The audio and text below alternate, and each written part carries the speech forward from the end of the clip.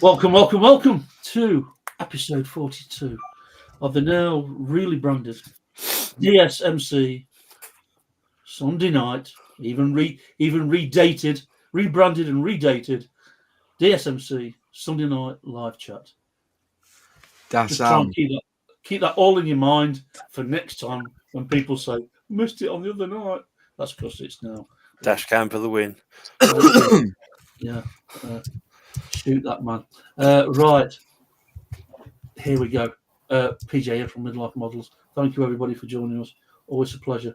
And I'm joined by my co-host, and we have a guest. We have a new member of the team actually.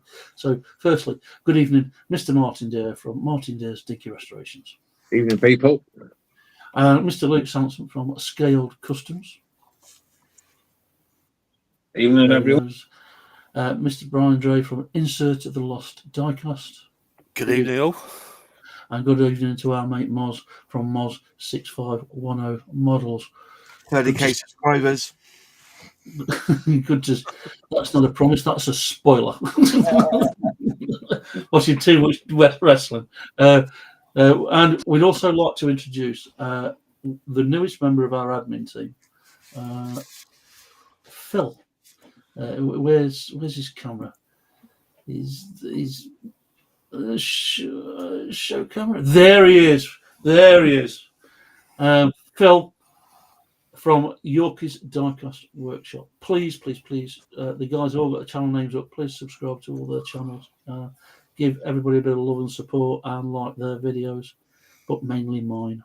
That's unfair, but there we go. So Phil is taking on the unenvious task of keeping us all in line and being our, group secretary, financial advisor, you name it. He's there. He's our new administrator. Phil's going to sit in the background, and we've given him a set of tools to play with. So he'll bring up some symbols. One symbol is to tell us to all shut up because we're over talking each other. The other one is Phil's got an icon for a question, and we'll put that up in the chat, hopefully. And there's also a like and subscribe to put up there. Please like and subscribe. Go to the DSMC YouTube channel, which you're watching now. Please give us a like. It costs nothing. It's all free, but it does help us to become noticed. I think that's everything. I think that's all the introductions. Good evening to everybody in the chat. I'll let we'll catch up with everybody once they've logged on. So we'll kick off because we've got to go quite a bit to get through this week. We're going to kick off with Martin talking about some of his processes.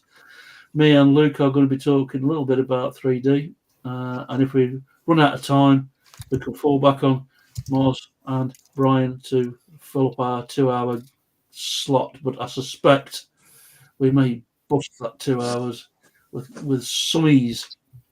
So we'll go around the houses and touch base with, see what everybody's been working on.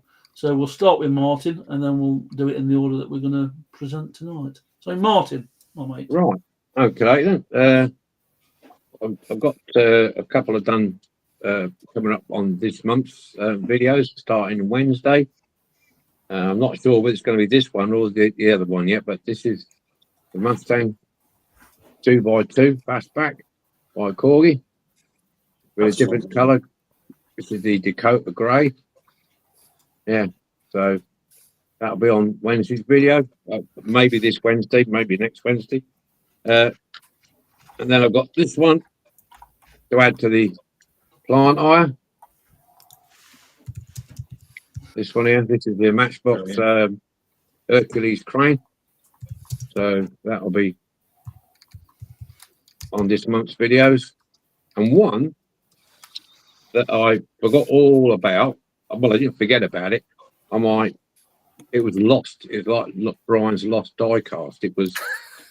It was on my old phone, and I didn't realise that I thought I'd lost the footage of a video that I did a while ago now. And my wife's phone's playing up, so I thought you can use my old one. And when I fired it up, first thing that came up was this video. I thought, flipping heck, I lost it ages ago. And it was on this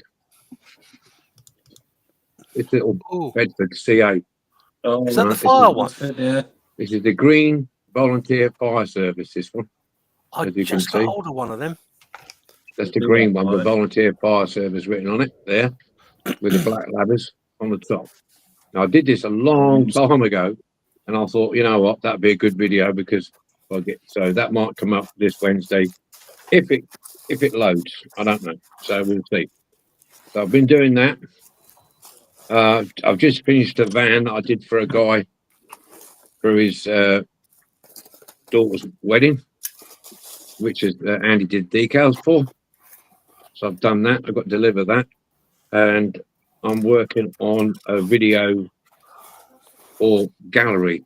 They sent me some paints to try on Diecast. So they're called Kaleido paints, and I'm going to be doing a video. Hopefully, I'll finish it tomorrow and put it out either Tuesday or Wednesday. Or it might be Tuesday it'll go up. So I've been cleaning all my airbrushes and cleaning my booth down and dusting off the compressor. So yeah, that's me. That's me. Good stuff, my Busy, friend. busy. Luke boy. Luke? Evening, everybody. I've just been doing the Mark II Escort, but I'm at a standstill with it at the moment. I ordered decals for it, and they haven't come. I've got on touch with the fella. He's put another set in the post, so I'm hoping they're going to be here at some point. Well, I haven't managed to finish it. I haven't bothered putting the base coat on and anything because I'd rather just, once I start the paintwork, is get on and get it finished. 3D parts today, but I'll show you them once we get into it a bit later on. Absolutely. I have detailed one of the chairs. See that in a minute. But yeah, it's coming quite good. It's going to look quite cool when it's done.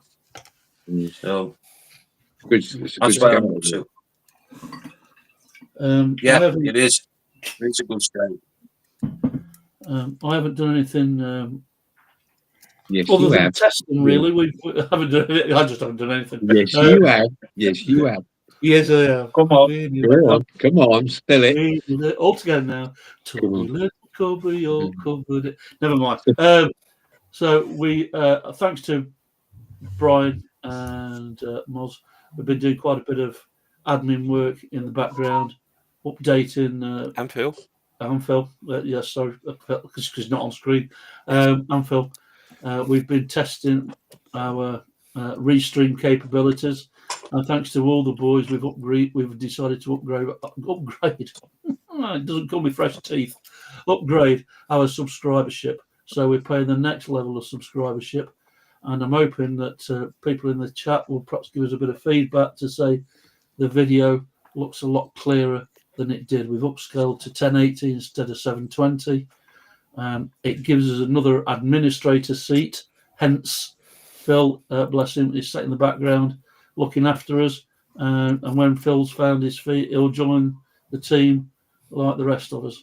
But it also gives us an opportunity to swap and change people around. So lots going on behind the scenes, lots of testing. Once again, thanks to the boys for helping out, and much appreciate their support, financial as well, and to all those benefactors. I say that, and I'll bring up our benefactors list. Thank you. A special shout out goes to this month's benefactors who help support the DSMC and by donating £2 to £5 through PayPal to aid in supporting our running costs. Thank you, one and all. It's getting we're getting quite a few people now that support us, so the list, it's difficult to get the list up to date. If you'd like to become a benefactor and help support our running costs, please use the link paypal.me/DMC admin. My thanks always, PJ. So yeah, get rid of that. Go back to our main screen. There we go. Although I think we may have Lost mine. dropped Martin. Martin has add to the stream. There he's back. He's back. So thank you to all the benefactors. We couldn't do it without your support. It means a lot. It can get a bit complicated, as we found out the other night. We were testing until I don't know, half in the morning, something like that. Half past 2 it was. Yeah, 2:30 was it? I don't know, I lost track of time. But hopefully out of it comes a newly redesigned, better platform, and a better experience for everybody. So that's what I've been doing. But and then my granddaughter says, Granddad, can you do me a Winnie the Pooh, a 3D Winnie the Pooh print? So if you are a member of the DSMC Facebook group, you'll see that I've been playing about doing resin 3D printed Disney characters. So there's one set. Sorry, there's Eeyore, there's Pooh, etc., etc. And I think my favourite, I haven't finished him off yet, but is Tigger. Well, the wrong way around, but I'm going to put the black stripes on. And we've got Piglet. And then my daughter saw it and said, Dad, could I have a set of them as well? Yeah, of course, you're 36. Yeah, why? Well, of course, yeah. And she's getting married on Tuesday, so it's all cracking off this week. That's me skimping along, getting myself out with foot out of my mouth, and passing on to Bryan. Bryan. Well, apologies for the very last minute attendance. Unfortunately, my daughter's, my granddaughter's dog passed away today. So I've been on the phone a bit, so, as you can imagine. So, but yes, with regard to what Martin said about his van, there I go, Martin. It arrived yesterday. I got one. I was wondering what was on the top. Yeah, it's a ladder, mate. Yeah. Yeah, fantastic. Cool. Is that the split screen one or the single screen one?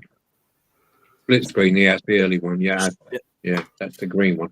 Yeah, it came in a little. I got a really good bundle for about 15 quid. It's got a Batmobile in there as well. It's actually quite a good Batmobile. I think it's this one's salvageable. Needs a screen, but don't they all? Yeah, but everything else is pretty good. Well, you don't want that. Oh, nice. You don't want that. And I don't know if we can get it in the right place. There you go. You know, chain works, the gun works at the back. So yeah, quite happy with that. It's no use to you. Brilliant.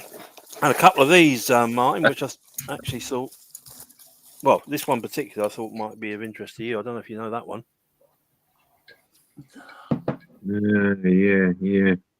Yeah. It's a Timpo toy. Yeah, Timpo, yeah. Very basic, yeah. Nice. Yeah, very old and not a scrap of paint on it. Now, whether the person's actually gone to the extent of stripping it pre-selling it, but there's two of these. Oh yeah, they're cool. Yep. One. They both got the bits at the back. They both got the tippers. This has got the mechanism, but it don't work. The other one's got the mechanism, but the mechanism on the tipper itself is missing. So I'm going to have to sort of create something like that. But you were talking about your adventure. Is it a Battle Kings Adventure 2000 or whatever it was? That came in it as well. Have you got that one? Suits you, sir. Well, it suits me, sir. Actually. Have you not got that one? I don't think I have. Well, you have now. There you go.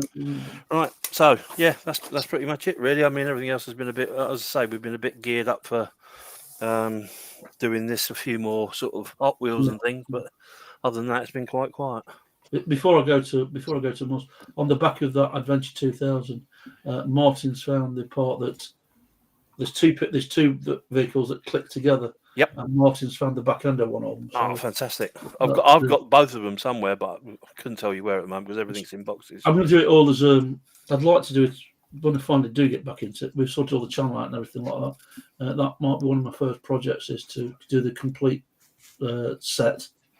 Can I also just say a huge thank you to Ian Hulley? He came to the rescue with the AA phone box and a couple of lovely AA groups. Yeah, which was outstanding. Thank you, Ian. The only dilemma is now the vehicles he sent are probably infinitely better than I'm going to restore. So it's like, and they're probably more in keeping with the time period that he was doing it. So because obviously the budgie ones are a little bit older, I think. So yeah, naughty one. I'll have to make a decision, but I will keep you posted. Well, it's only fair that we finish. Well, we don't finish on Moz, but we'll go to Moz next, and then we'll drop this bombshell on Phil. We'll bring Phil in at the end and just catch up with where Phil is as well. So, Moz, Your schedule has been like what, my friend?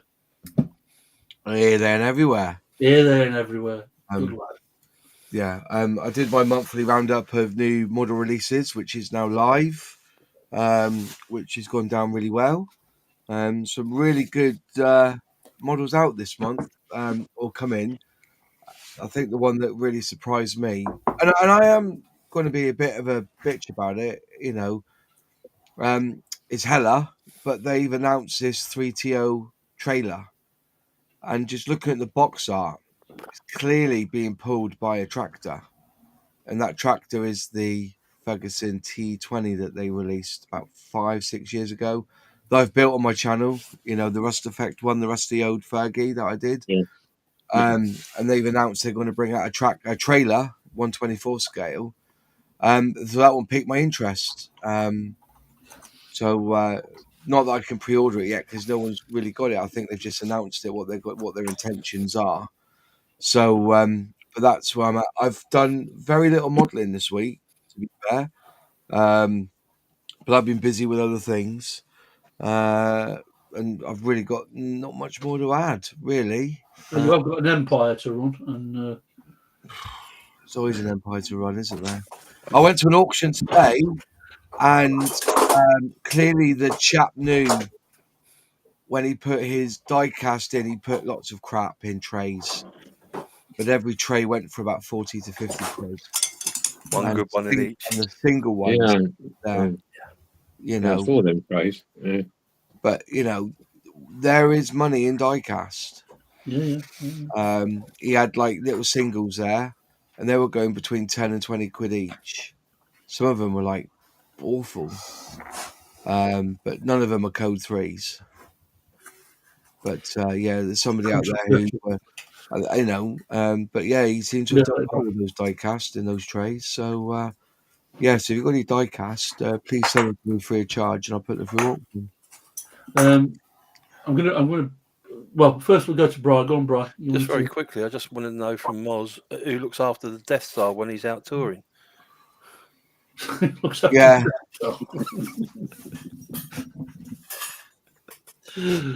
Yeah, Darth Moz. Yeah, that's you want to see him with the lightsabers. I mean, some of them. You know what I mean? Well, you lost me. Have I missed something here?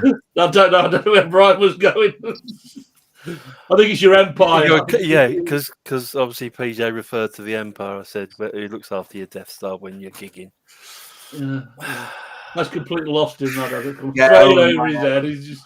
He looks as tired as he was the other night. He does. Do you know what? I'm sleeping like a baby at the moment. Piss the bed twice, wake up crying 5. You know what I mean? It's I just don't. As long as you've got a fresh nappy on, you'll be all right. Yeah, that's right. Yeah, no, I'm. I just think I'm one of those guys who's seasonal. So when the nights draw in, I really feel it. Me too. And I'm just in my day to day, it's I am always been a night owl. I could be up, be awake at 3 o'clock in the morning doing a video. Yeah. But I'm just while it's just trying to get as much of the light in my life. So I'm going to bed at like 11, waking up at 6, and off we go again. So, but I was up early this morning for that auction, but I put bids on, but I wasn't touching any of those prices. I'm being serious. I don't know what was going on, but clearly the bloke knew what he was doing because he was putting good bits in with the crap, if you know what I mean. And some of these trays were going for 30, 40, 50 quid. So I'm thinking, well, there's nothing in there. But I think there is a bit of a renaissance of diecast. I think people are looking at, I played with that, and and my Matchbox videos done extremely, extremely well. I did it just to test the waters, really, on whether I could. I was talking to Bryan about this, on whether I could start doing a bit of diecast on my channel, because my channel is MOS6510 Models, and though I am predominantly plastic, it's never stopped me from hoarding bits of diecast and even restoring a few bits of diecast, but I've never put it on my channel. And the reason is that when I do the Diagostini bits, they don't do very well. So whether it's because Diagostini is die-cast, or the fact that Diagostini and Pocker and things like that are mega bucks and is basically a financial commitment for 2 years, 2.5 years, that people, I ain't watching that. Nah, so, I do kind of think about Do you not also think, Moz, that it's because you're so well known within the scale model community that they don't associate diecast with you? Maybe. I think that's the problem. Yeah. Because we've had this discussion before, and I think we should have another good discussion about it, because on this panel now there are 3 people here that do plastic scale modeling, but 2 of them are known for their diecast and 1 is known for his plastic. I'm talking Martin here and myself and Bryan. The other 2 are clearly diecast. That 80, or I should say nearly 85% of what we do with plastic can be done or is used by diecast restoration. Including the fact that if we break a plastic model, we don't think twice of drilling a hole in that plastic and putting a brass rod in to make sure the wheels are straight again, and using super glue. And I think that's the difference, really. One of us uses super glue and one of you use cement, and I think that's one of the different. But all the paint techniques, rubbing down, getting a finish using lacquers and varnishes and glosses, is all the same. It really is all the same, except for the medium. One's metal and one's plastic, and who's to say that in the future we may get somebody who comes on here who builds paper models, because they're becoming quite as well. It'd be nice to have a second predominantly based plastic kit builder so we can balance the views out. I think Bryan's that, to be honest. I think Bryan, yeah. Is at the moment, he's designated his channel to diecast, but I think he'd be a good guinea pig to see whether he could mix both plastic and diecast on his channel. But when he's got a name as in lost diecast, people will automatically assume that it's diecast. I think if I do both, what will happen is there'll be people that watch one but won't necessarily watch the other, and vice versa. So it's so intrinsically linked, diecast and plastic. And if you look at and just putting it out there, if you look at some of the major manufacturers, Airfix has got that Corgi link. You had Matchbox back in the day that were linked to both plastic and metal, and you got to remember, look at the companies that have released metal kits. Revell do a certain amount of metal. They got Tamiya, who do their plastic, and they do the RC, and all their little stuff. It's interesting. It's all linked in some way, and the only thing that really doesn't seem to mold nicely together, sadly, is the trains. The trains are on their own. It's strange, but it's true. I tell you what would be interesting, with the amount of followers Martin's got, if Martin did a video of a plastic kit, it would be interesting to see if he got the same sort of numbers for a plastic kit as he does for a diecast restoration. I know it's a lot more work, Martin, but it would be interesting. Well, I have actually done 3 or 4 kits on my channel. Right. I've done because I normally, it'll be coming up shortly, will be the small scale group build that I normally get involved in. And I've done a couple. I did a P51 Mustang. I've done a couple. You did a video on that, didn't you, Martin? Yeah, I did a video on a Mustang, video on the Jaguar, and a couple of others. Yeah, I do get. I don't get as many views, but I get a comparable amount. And I think a lot of it is if you've got a solid subscriber base, most people who's into diecast or toys in repairing, restoring, collecting toys in general, and watch the channel, will like or watch a plastic kit build, because it's all building a toy, making a toy, repairing a toy. And I think a lot of people do that, because a lot like us on here, like us, all us on here, we all like to dabble in something. PJ dabbles in just about everything. Moz has done both. Bryan's done both. Luke's done both. I've done both. You know, and I think it does. It blends. It's just getting that balance between the two. It's a tricky one. It's a tricky one getting that balance between die-cast or metal and plastic. You know, there is a lot of. I think Monogram used to build.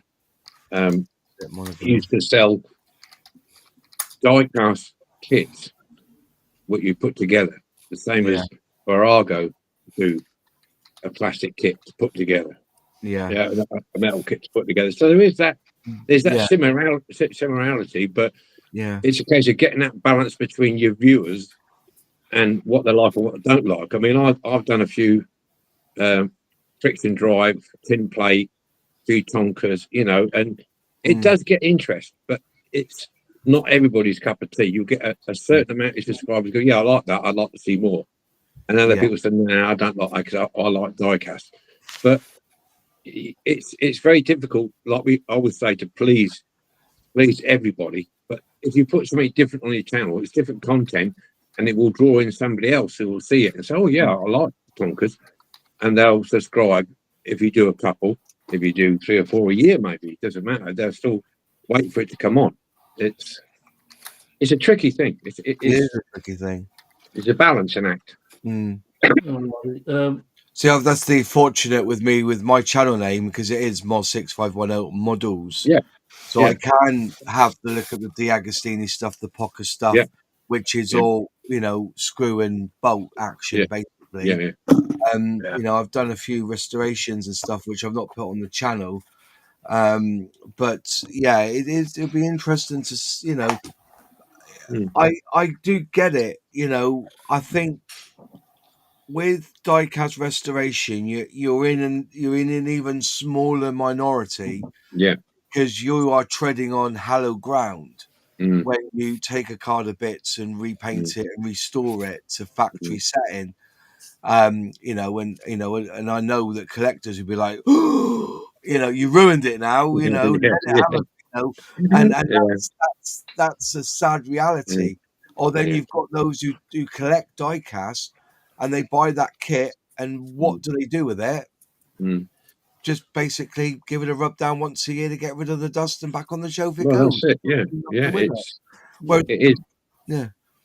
Can we? Let's just. I hate to interrupt a damn good conversation, but let's just round this section off with bringing Phil in and catching up with what Phil's been doing this week. Phil? Yeah. He's also been helping out in the background as well. So my thanks for doing that, helping us out with that, bud. It's much appreciated. But what have you been up to, mate? Right. Is the camera on? Yeah, we can see it. There we go. Yeah. So I managed to acquire this, which, as most people know, I like my Matchbox. I've got 3 little cars in primer at the minute, and the Capri and the camper van.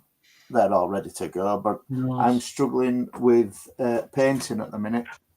I don't have anywhere indoors to paint, and obviously the weather's turned, so maybe we can have a chat about other possibilities at some time.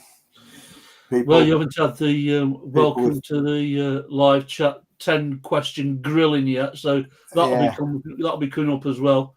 But if anybody else has been through the pain, if anybody has got any questions, pop them in the chat, and we'll go through them. But so not too much this week.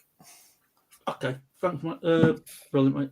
let's just nip into the chat and say hello to our regulars. Good to see everybody. Thanks. It's good to see Fraser. Buggered if I know how this works. I can see and hear, but that's it. That's fine. That's all we need to know. Type away, mate. That's what it's all about. Good evening to Hobby Time. Ian Ulley, John Atwell, Sprue and Glue, In Search of the Lost Diecast is with us. We love you, John. Hobby Time. I thought Darren. I've seen Darren in there. I've seen Russ in there. Hobby Time. Yeah. I don't want to go through everybody, but you know the story, guys. Welcome. You are all most welcome to our live chat. Phil will hopefully try and keep up with any questions you guys. Jerry's here as well, just to let you know. Jerry, Jerry's here. good to see our friend from Obert Water. Jerry, how are you, my friend? Right. If I've missed anybody, my apologies, but it's good to see everybody. One I would like to do is the UFO. Oh, now you're talking my language.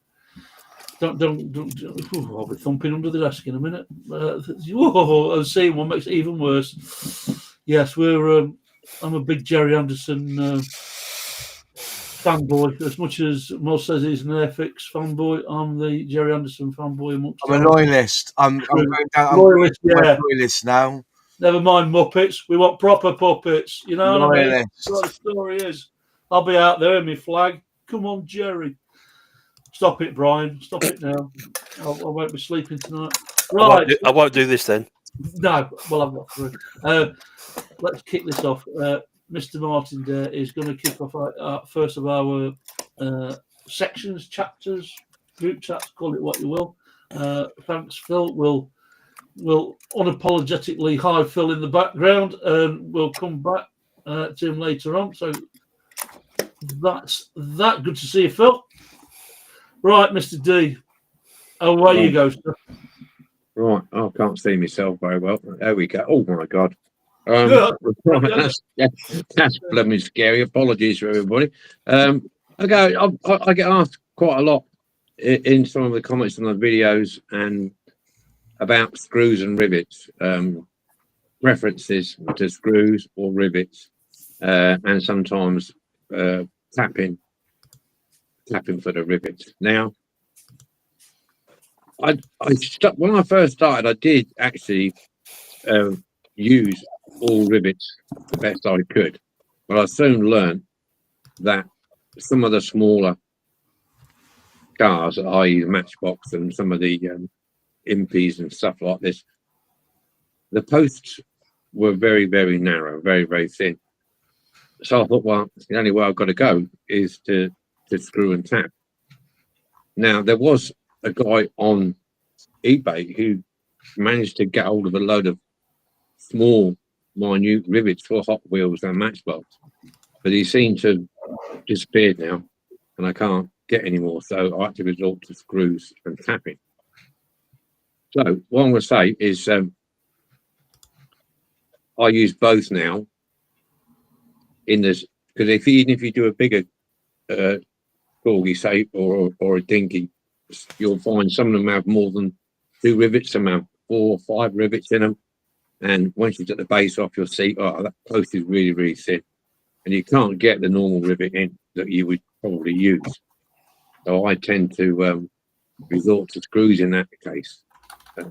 It's so easy to blow the posts out on some of these cars. I mean, I did it on this Mustang, as you'll see in the video. I blew both posts out on this. I really did. So I've lost it. Oh, yeah. So yeah, screws and rivets. Now the rivets that I use are these, and I think they're 2.5 millimeter rivets. You probably want, I'll try and hold one up so you can see it, get it in the right angle. The 2.5. These ones, with the hole in the top there. Now these rivets, I used a 2.5 millimeter drill bit, and the ones I find good if you can get hold of them, these Stanley Fat Max, these 2.5 millimeter. Those they last quite a while, yeah, because they do get hot and they get the die cast metal gets hot and it fills up your bloody drill, and you've got to keep cleaning it all off. So I use a 2.5mm drill bit and a 2.4mm rivet. Now you can get rivets either with the dome. I think I've got one there. Yeah, I have. Yeah, these are. I've got a dome on the top, like some of the originals you see there. You can generally see that if I pull back a bit. Yeah, they've got a dome on them, so you can use the dome ones or the ones with the holes in. Because you'll notice on some of the originals, you'll see some have got a little pinhole in the top, and some are don't. So I use both of those if the post is big enough. Sometimes you'll find the post is too small, too narrow. Because a lot of posts in these die-casts start off at the bottom really fat, and then they go really thin to the top. So you've got a choice to make. But if you don't want to buy the rivets from eBay, and it's over eBay, you can buy them in sets like this. Yeah, and you've got an array of different sizes in here, and they're quite easy to dismount. You just get it like that. You get a pair of pliers or something else, you just tap that down, and you've got yourself a spare axle, and you've got the rivet at the end. Okay, this is the smallest I've got in my set, and it's still not big enough. It's still too big for a Maxwell. It's just that fraction too big. It's not overly big, but it's too big to use. So I don't use those. So that's what I use for my rivets on both of those. So I do mix and match because I don't want to. It's very hard to force in these rivets otherwise. Now, regarding the screwing, I've lost me again. Regarding the screwing, where am I? Am I here? I can't see myself. There you go. Regarding the screwing, I use a 1.5mm or 1.6. Some people say 1.6. Some will say 1.5. I find 1.5 is fine, no problem. Gives it extra bite. A 1.6 can be a little bit sloppy if you're not careful. So 1.5, and then this is you see this is an M2 tap. You can see that. I hold it maybe that way. Getting the screen. That's an M2 tap. That's a tapered tap. Now I've had this tap a long time. I haven't snapped it off as yet, but I have snapped off one of these. So I use that. You can buy these sets here. M2. These are Pro M2. It's got 3 taps in it. There. You can buy those. They're easily ready, available off Amazon or anywhere like that. So basically, what we're doing here, drilling down with a 1.5, and use a little bit of oil as well. I use light machine oil, or you can use WD-40, any sort of liquid to stop it clogging up, because these thinner drill bits will snap. Trust me, they will snap. I did it in this one here. One of them snapped in there. So then, once you've drilled your hole out, you can then insert your tap. And how I do that basically is put some more oil down the hole and just gently start the hole off very slowly, and then keep withdrawing it, bring it back, keep withdrawing it, bring it back. Otherwise, these are very fine threads on here, and they'll clog up real quick because die cast is very mushy, and it starts getting hot. It'll clog up the tap and it will snap if you force it. So best go in a few turns, draw it out, clean the end off, go back in again until you got to the right depth that you want, which you can put a bit of tape around there if you want to know the depth you're going to go. So once you've done that, then you can use your screws. Now you can buy different sorts. These are M2 screws. As you can see, they're tiny. Now these I've got are M2 by 3. They're 3mm. I don't see the point of going. I've got some 4s, but I think you go above 4. I don't think you need to go above 4mm in length. because you're only holding the base on. You know, you're not holding up the Eiffel Tower or anything. You know, so not only that, using the shorter ones where you can is better, because you're not going to put too much strain on your tapping and your drilling and stuff like this. So if you can get away with a 3 on a thin base plate or a 4, that's what I would use, a 3 or a 4. So that's what I basically use for my screwing and tapping and drilling, those items there. I know a lot of people already know all this, but there is some people I keep getting asked questions. What Could you size use 3-in-1s, Martin? Could you use 3-in-1 oil? I find 3-in-1's okay. It's a bit heavy, Brian. Okay. Yeah, you can use any light oil. I use, my missus had a big industrial sewing machine in there, so I nick her oil, sewing machine oil. But you want a light oil, really, or a bit of WD-40. I use to squirt a bit on my thing, or you can use Vaseline. Okay. You know, anything like that, Vaseline. But I find with Vaseline sometimes okay, but you don't want much on it at all. You want, otherwise it gets caught in the Vaseline and it's a bit thick, and it can put too much pressure on the post, because some of these posts, as you know, are very, very thin. So a light oil is what you want. But the other thing I was thinking about the other day was when I was buying some rivets and knocking all the spending time knocking all these blooming things off here and having tons of rivets about.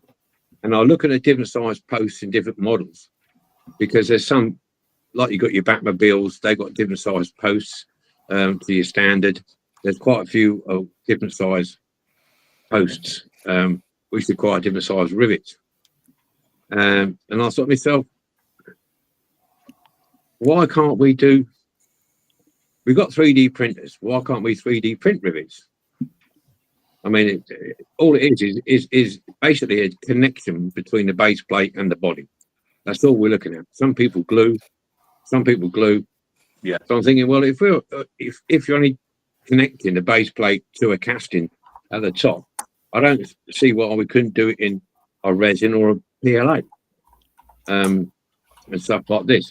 I mean, then you can get the exact size what you need, because some of the cars you have, I can't put that. I think it's one of them is Ferrari. You've got your main 2 posts, but then you've also got 2 further rivets in the side, which aren't really heavily peened over, but they still need a connection between the 2.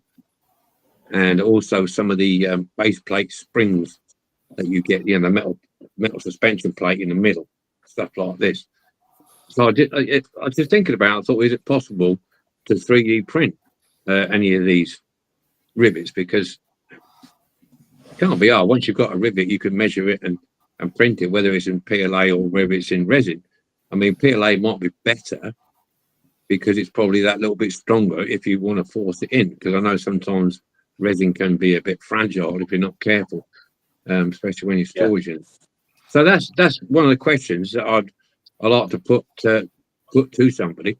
When we've got a load of 3D printer guys on the channel. Would this be possible? Yeah, Two questions have cropped up, Martin. Would there be an issue with strength? And B, do you colour your rivets to match the models? Issue with strength, is that regarding resin or PLA? Just with the fact that it's plastic, not metal. No, because I don't think you're going to put. You're not going to put any strain on it. I think the only time you're going to put any strain on a rivet is if you've got something like one of the James Bond or one of the SPV, where there's going to be pressure via a spring, or the Jag between the body and that. Yeah, but Jag a lot of Dinky and Corgi actually did put screws in place for that originally anyway. But colouring the rivets, I do. What I do with the screws, because I always put the screws in the threaded hole once I've done it before I paint it. So naturally, when I paint the casting, it's going to be painted anyway. But if you look at some of the original rivets, they're not painted. You can tarnish them a little bit if you've got you get a charcoal thing. You can rub your rivet on charcoal, and that'll stain the rivet to make it look more of the original type of thing. But I wouldn't go out of my way to paint a rivet on a black base. But not really. With rivets, from a well, we'll move on to Luke when he's talking. But there's just a couple of questions that I want to bring up. I made some great comments in the chat tonight. Chat, by the way.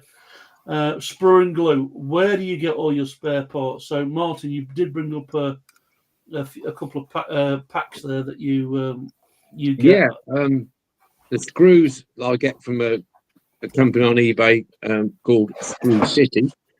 Screw City. That they do rivets and all the different size screws that you need, and things like the drill bits. I get them from Wix's or anywhere like that. You can go to any fastener company. You get a lot of these companies on these industrial estates, fasteners and such like. You can get the rivets from those, or these, like I say, in the box. They come anywhere, like some of those cheap shops sell them, anywhere like that. Or you can buy, if you want to do a lot, you can buy them in a box of 1,000, places.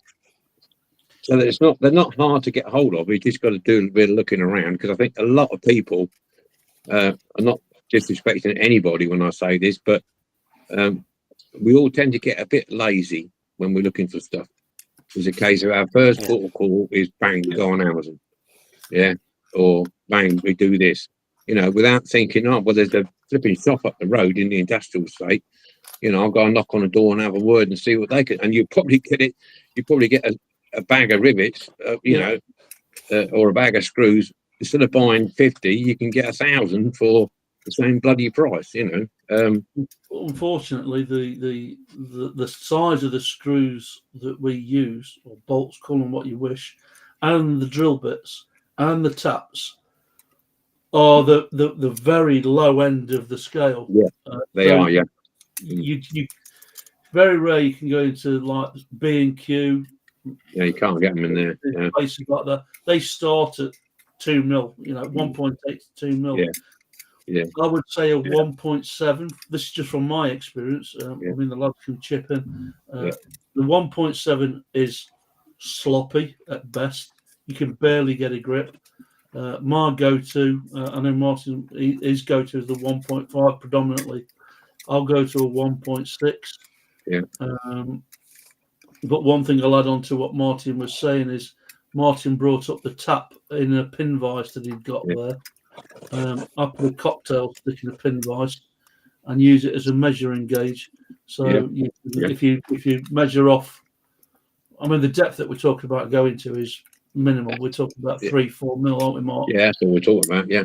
But you've also got to count for, if you look at your tap, you've got a point on the tap. Yeah. If you've got a taper tap, yeah. So you've got to allow another mil to get the clearance of that point on the tap, if that makes sense. I totally agree with Martin.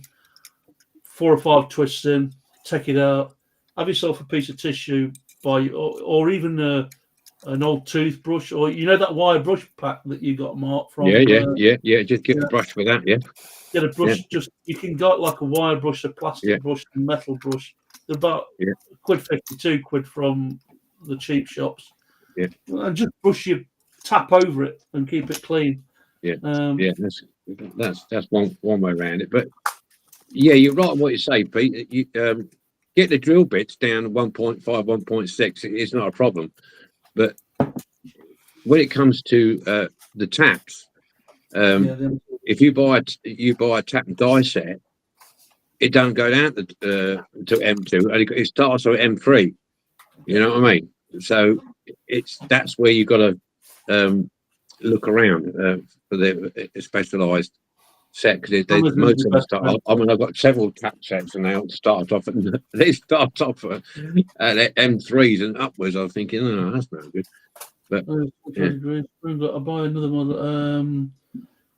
One of the questions was, where do you get all your spare parts from Sprungler?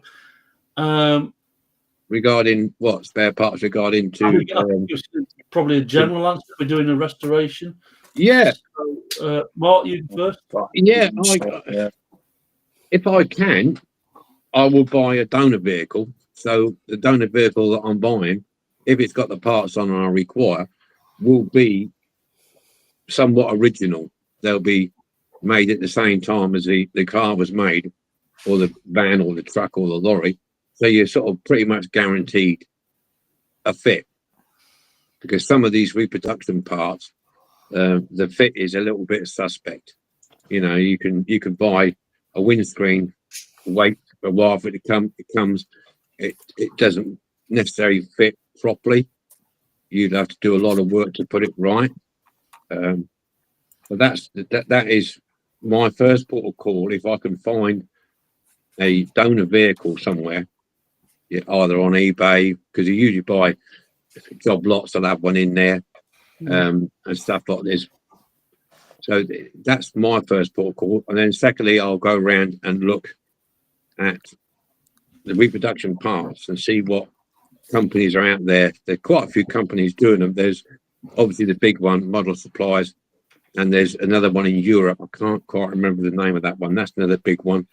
And there's some smaller ones that are doing good work, good reproduction parts. So that's my second port of call. And then now that 3D printing is coming back on, it's good that you can get 3D printed parts if needed. Obviously, some parts you can't 3D print, but we're getting there with them now, apparently. Apparently, I've just been listening to a video today, or watching a video today about 3D printing glass. I think Michael Hard put it up. And now they can 3D print tyres. So, you know, we're getting there with the 3D printing, which I'm thinking for our hobby, it's a good thing. But I will say, one thing I will say, though, that it would be a plan. I know we've tried it and we were unsuccessful. Would be the next step to 3D printing would be to be able to scan our own stuff. Because if you look at this, I'll show you this in a minute. I think this is what Luke had a problem with, is door cards. Yeah. If you're looking at, if we can see that in there, we'll get the right angle. There's a door card in there, which is pushed on. And invariably, they're missing. But when you see the photograph on eBay to buy the vehicle, you see it, and you don't know that if it's got any door cards in it or not. So when you get it back and you get it, you think, oh, bugger, there's no door cards in it. So then you go finding door cards. Some reproduction companies do door cards, some don't. So you've got to spend a while searching for door cards. That's where your 3D printing comes in handy.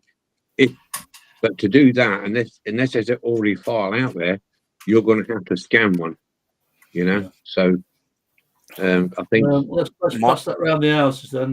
Bryan, spare parts. Well, first of all, in answer to Mark's question, my thought is that once we're in a position to scan things, anyone that's got a car that's got those kind of things, I think we should get them to a central point so they could be scanned. So we've got a database of them. Because that will definitely solve that problem. I'm with Martin. I bought from Steve Flowers. I don't like his stuff. It just tends not to fit very well. Did you find that channel? There are plenty of other there are suppliers out there. But generally speaking, from what I've watched, what I've heard, there are. Yeah, the problem with it's the same as real cars. Reproduction parts aren't as good as originals. So if I've got a vehicle like that one that I got yesterday, that one, if I can get another one that's got a ladder, I'll get a ladder. That's what I'll do. when I had the fire engine, that's what I did. It was missing a couple of bits. I bought another fire engine, had the bits that I needed, because the like Martin said, they're the same age. They're going to be probably the same fit. There might be a bit of fettling, but I think there'll be a better fit. This is going to be an interesting one. Moz, you brought a fairly old kit. Let's say it's something that you've been totally hypothetical question. This is, by the way, it's not probably realistic. But let's say you brought a kit. We've already talked about decals fading over a period of time, and we know that we can recreate decals. Some of the guys have got that kind of speciality skill. But if you've got a part missing, and it's, I don't know, from the 70s, how would you go about replacing that part from a plastic kit point of view? I wouldn't. I'd just chuck the kit away. That was quick. Good luck. If you know all these old kits and there's bits missing, there's not a lot you can do really. No. You know, you could 3D print something, but you know, it's everything's all it's all tolerances, isn't it? When it comes to plastic scale modeling, it's all about tolerances. You know, you may find another kit with something missing, and you buy that kit cheap because it's being used as you know, a part built one or something that's going cheap, then maybe. But 9 times out of 10, you know, if I find a kit that's missing parts, they go in the bin. I don't bugger about. And also, to be really honest with you, the older kits have probably been reboxed anyway, and you're better off buying. Well, you can look on ScaleMates and see when it's been reboxed, and then take it from there really, and see if you can get one. Yeah, once you're missing a part, and this is a new kit, you know. But saying that, when I lost that polycap for that Tamiya tank, you know, it was I think it was £6 for the polycaps from the company, another £4 on postage. So there was nearly a tenner to get it to me, those little polycaps. And then when I did arrive, I realised I found the polycaps on the side. Like, you know, it's one of them, isn't it? You know, so if you're honest with the likes of Airfix and stuff, if you do miss a part, they will source one for you. But it's got to be one that's in their range. If it's not in their range, you're struggling a little bit, like, you know. So, would you never make a part, Moz? No, never make a part. I've scratch built parts before, obviously. You know, like handles and stuff like that. You know, copper wire, bend it, and you know, away you go. If it's a flat piece, yeah, you can scratch build, but to actually go out and buy a part is not the thing. So it's not the done deal. You just end up getting rid of it, or you build it and just make sure you don't need the part. You know, there's been times when I've like there was to be honest with you, there was a plane that I built and a couple of the missiles was missing from it. So what did I do? I just filled in the holes where the missiles would go and just made it an unweaponized plane. You know, it's very difficult. You know, yeah. If you just see that last question, that was a good question that came up. Bring that question up again, Phil. If you don't mind. Moz, do you think manufacturers provide files for 3D printers to save on postage? I think the answer is no, because there isn't anybody that specialises in that. Moz will correct me if I'm wrong. They don't use 3D printed anyway. They don't. No, but that's a lie. That's a lie. When they originally design a tooling, so say for instance they go, right, we're going to do this Spitfire, and they design the parts to make that Spitfire. They get them 3D printed in house as a basis of how it should kind of go together. Yeah. But until it goes on to the actual tooling, you know, they don't.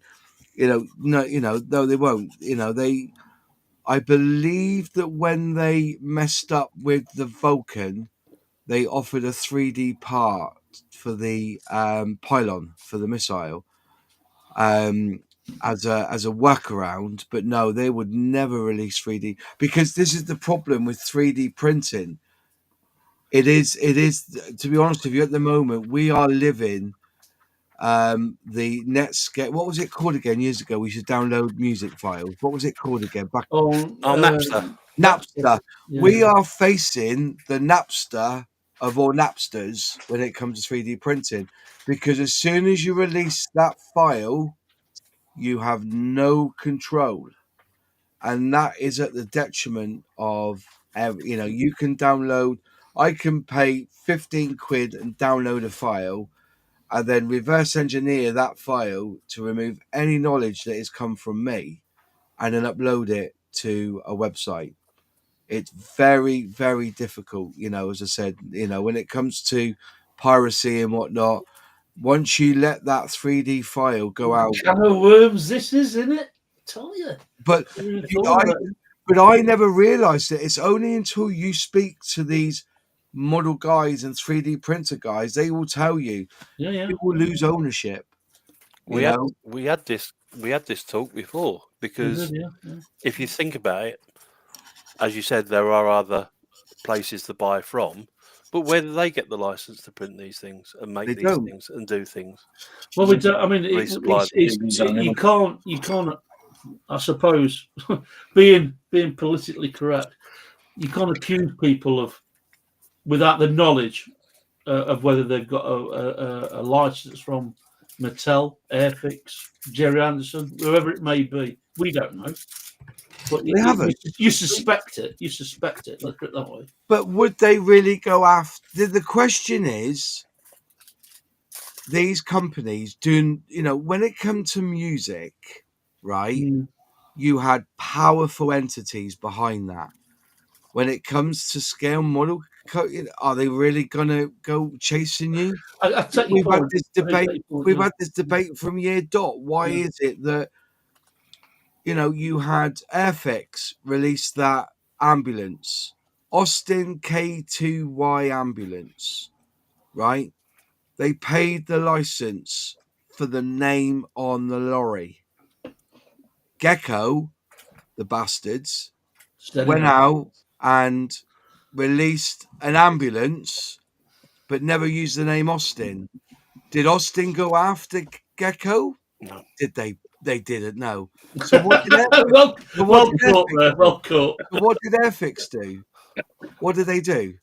They then released their lorry and just called it a GS truck. They didn't mention the name Austin in it, and that is the problem. You've got those who legitimately go to Ford and say, "Hiya, we're going to do this Ranger. Can we use your name?" Oh, yeah, if you put 25p for every model you sell back to us for the branding of Ford, fair enough. But then you will get some companies who will flaunt that. And as I said, unless they really go, you really are sure. And I think a lot of them are just glad to see their branding on it. Hence why, when you see certain model companies, they don't have Goodyear on the side of their wheels. You know what I mean? Or was it Goodyear? Or Goodyear. It will say good. It would have like good. So Goodyear. It was like good yib with a B on the end. Good Stone, I think was one of them.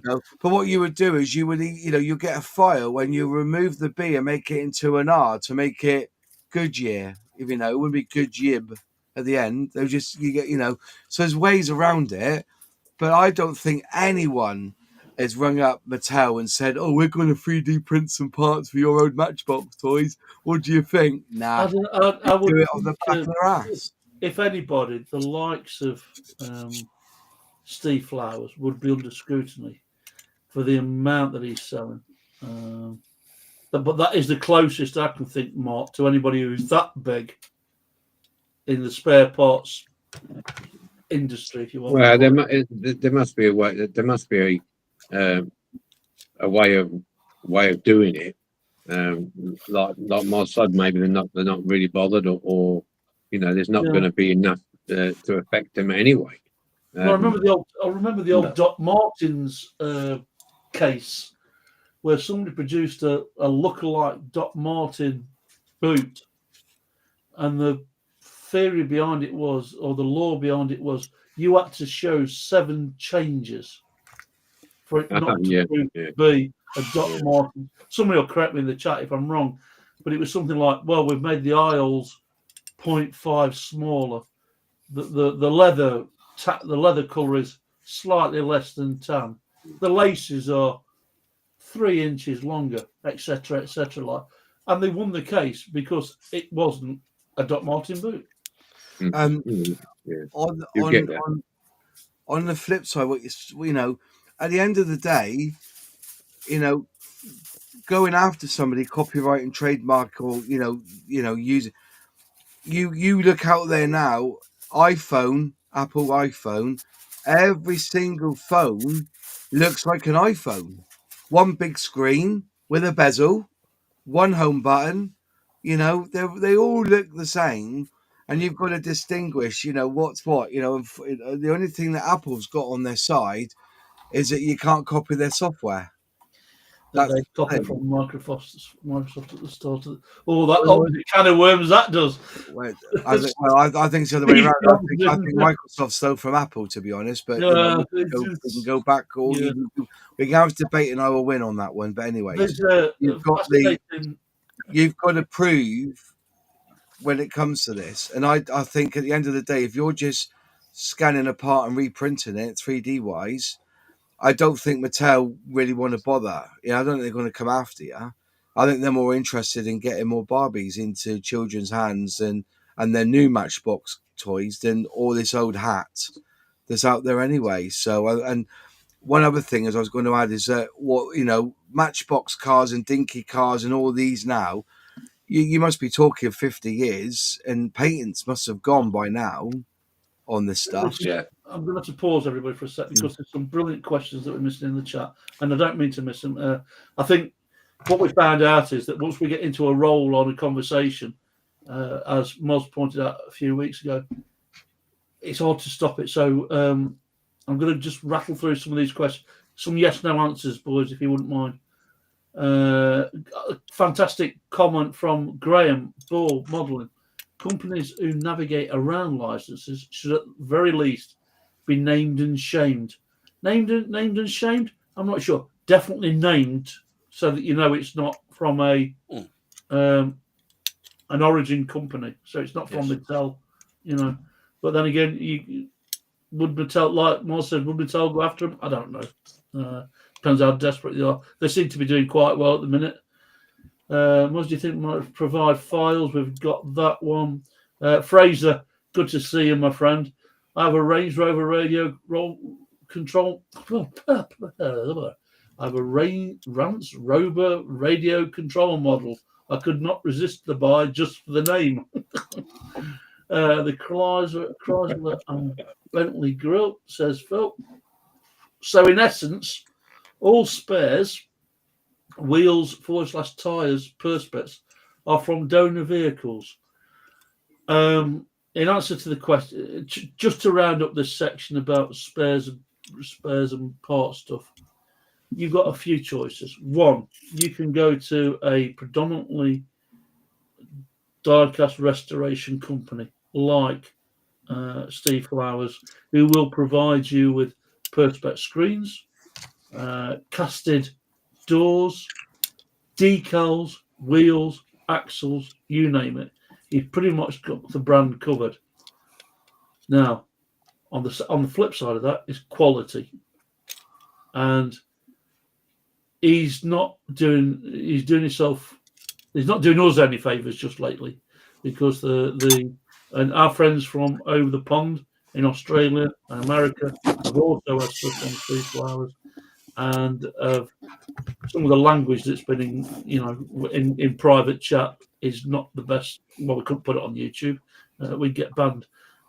So DATB is a one that me and Mark use for spare parts. There's plenty out there. So you've got the options of going on eBay, put a model number in, and put spare parts on the end of it. So Dinky 106 spare parts, and you'll get wheels, tires, windscreens, and all that kind of thing. It'll point you to one of the two. Or you've got just to round up some of these questions and points, the 3D route, where we can 3D print some parts. It's a limited range. One of the points was stronger or softer than a die-cast. That's going to lead on to a conversation. We may hopefully have time to. I can't believe how quick this is going. We've only had Martin on, how well this is going. But there's there's resin and PLA to discuss with various strengths. So that's an animal on its own. So in essence, so offline, you can go online and get them off eBay. You can 3D print them, and of course the other thing is scratch building. Like Martin was saying with the rivets, get yourself down to Lidl's. My favourite company, my favourite hobby company. It's got nothing to do with hobby, but I'm down there left and centre. Get your box of rivets, knock the collar off. You're left with a rivet and a shaft, and then get something like a Dremel and just file down the ends, and you've got yourself a ready-made axle. There's some brilliant videos about pinning the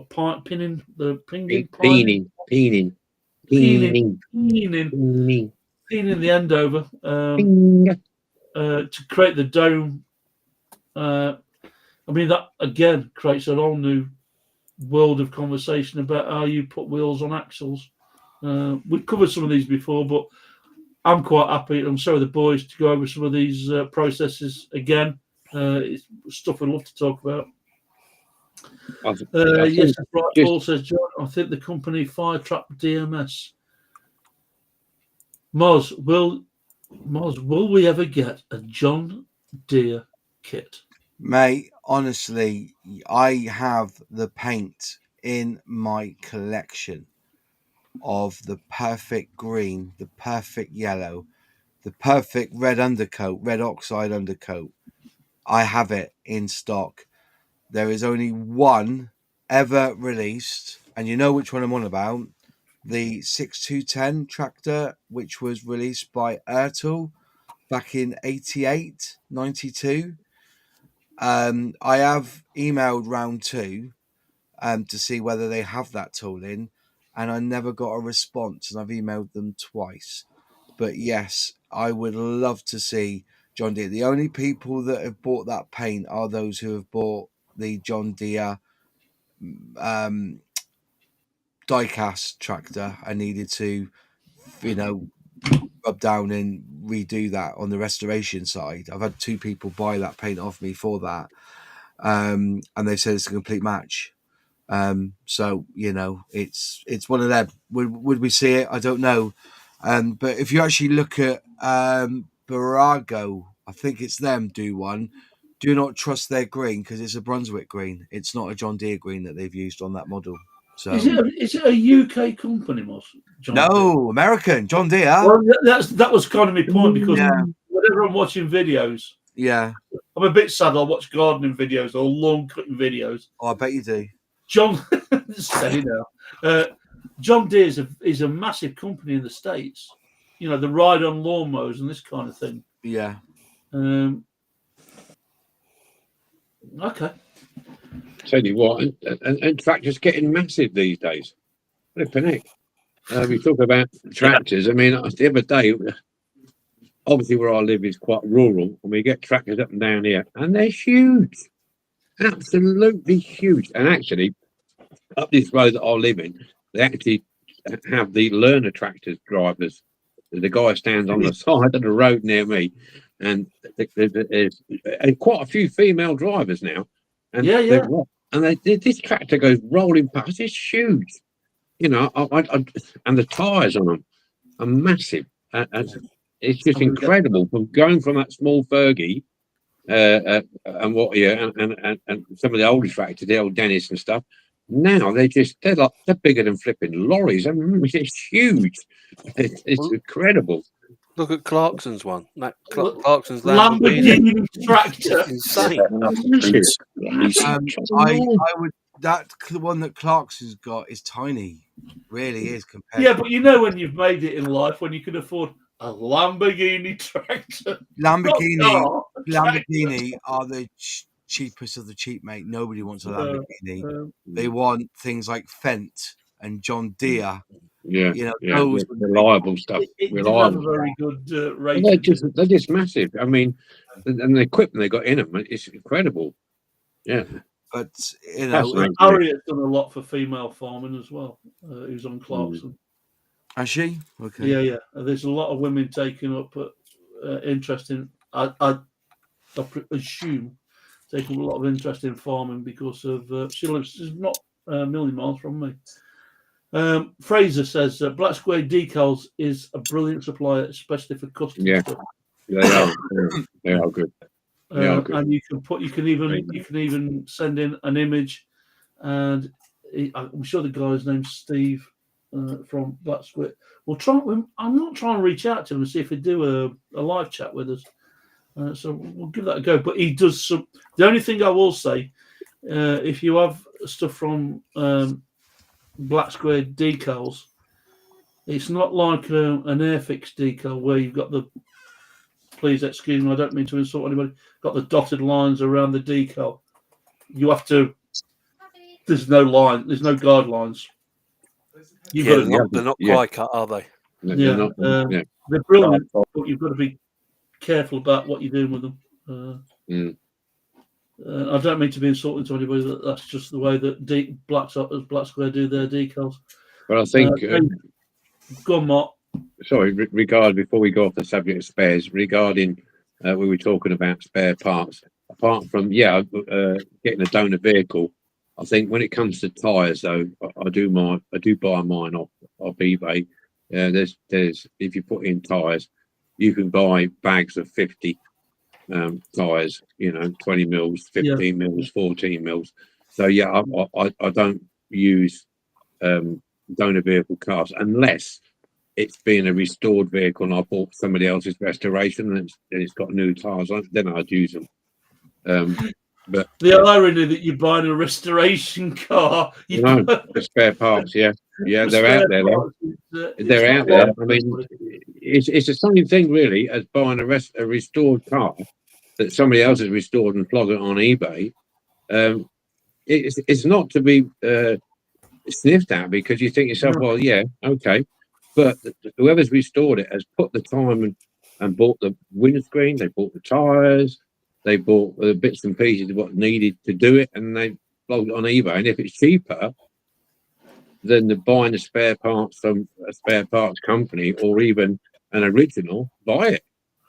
I bought half a dozen restored vehicles for a tenner. Yeah, exactly.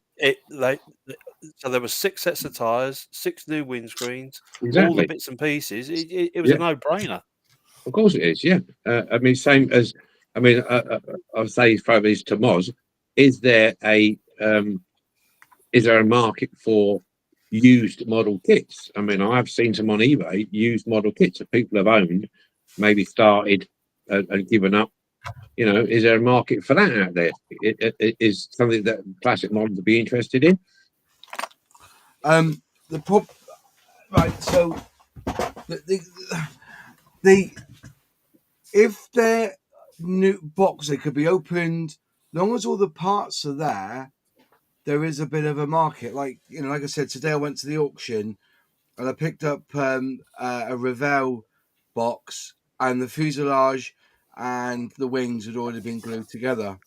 That's one step too far. If you get them where they've got like the pilot's in its seat, that's all right. Or the wings are put together, that's all right. But it depends on how good the job is. As I said, it's all about the journey for most scale modelers. So they want to pick up a kit, they want to grab it, move on, and do it. That's the idea. But I've sold. You can't come second-hand kits. They've got to have every part in the box, so you check through all the parts and everything. And Moz, do you have like a spares box? No. So you don't keep the stuff that you don't use on one model that you might be able to reuse on another? The only thing I ever keep are decals. Okay. Decals I've not used. Because you never know. You may need a red stripe or something that's, Yeah, because I've asked you in the past, like, if we could get... if you've got any spare pilots in the seats that we can, mould and that kind of thing. So I understand that after we've been talking about decals, you know, and the age of model kits, you get the yellowing effect, that kind of thing. I'll lay it on here. If I gave you a 1/72nd scale pilot and you tried to scan it, I think you would fail. Because they look shit anyway, don't they? There's various. Sorry, there's various ways of molding. Mm. I'm not talking about 3D scans. Sometimes you can use the. If people know Paul Restorer, there's the pink and blue compound. Yeah. Where it's an actual mold where you pour a liquid resin into it. Yeah. And they come out really well. Mm. I want to go back, if I may, to our mate Russ, who's been asking a question from ages ago to Martin. Martin, what is the difference between? We'll go back to the tapping, Mark, if that's all right. What is the difference between taper, secondary, and plug tap? Also, when would you use each type? Right, yeah, I have got the set here. This is what you're talking about, Russ. This one here, this is the set there. Look, there. This sorry, has got. I'll blow you up and. That's all right. This has got a. Show us that again, mate. If you don't mind. There you go. That's got the second and the plug set tap in it. Yep. Yeah. Now, the taper is a lot of people use the taper. Really, the plug tap would be better because you haven't got that point on the end to worry too much about. Right. It's not a sharp point on the end, so your plug tap would go as flat. You wouldn't have that to worry about the extra point on the end, the extra point, which would. So that your depth would be your depth. That will be your true depth.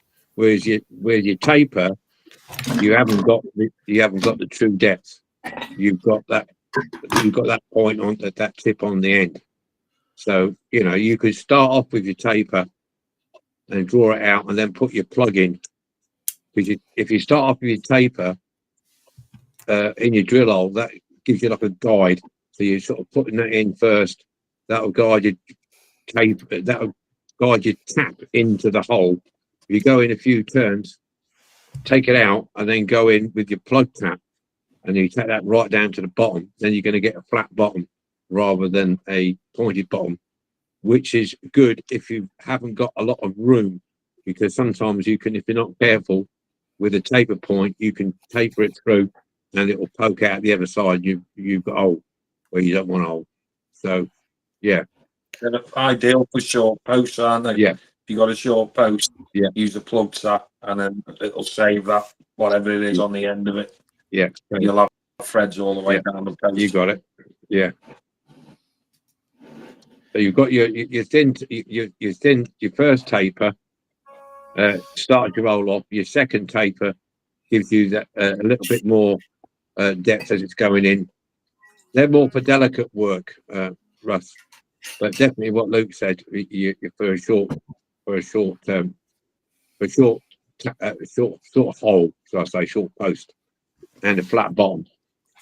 Yeah. Does the tapered one put less pressure on the post mine? It does to start off with, Brian. Yeah, it does start off because the idea is like anything else.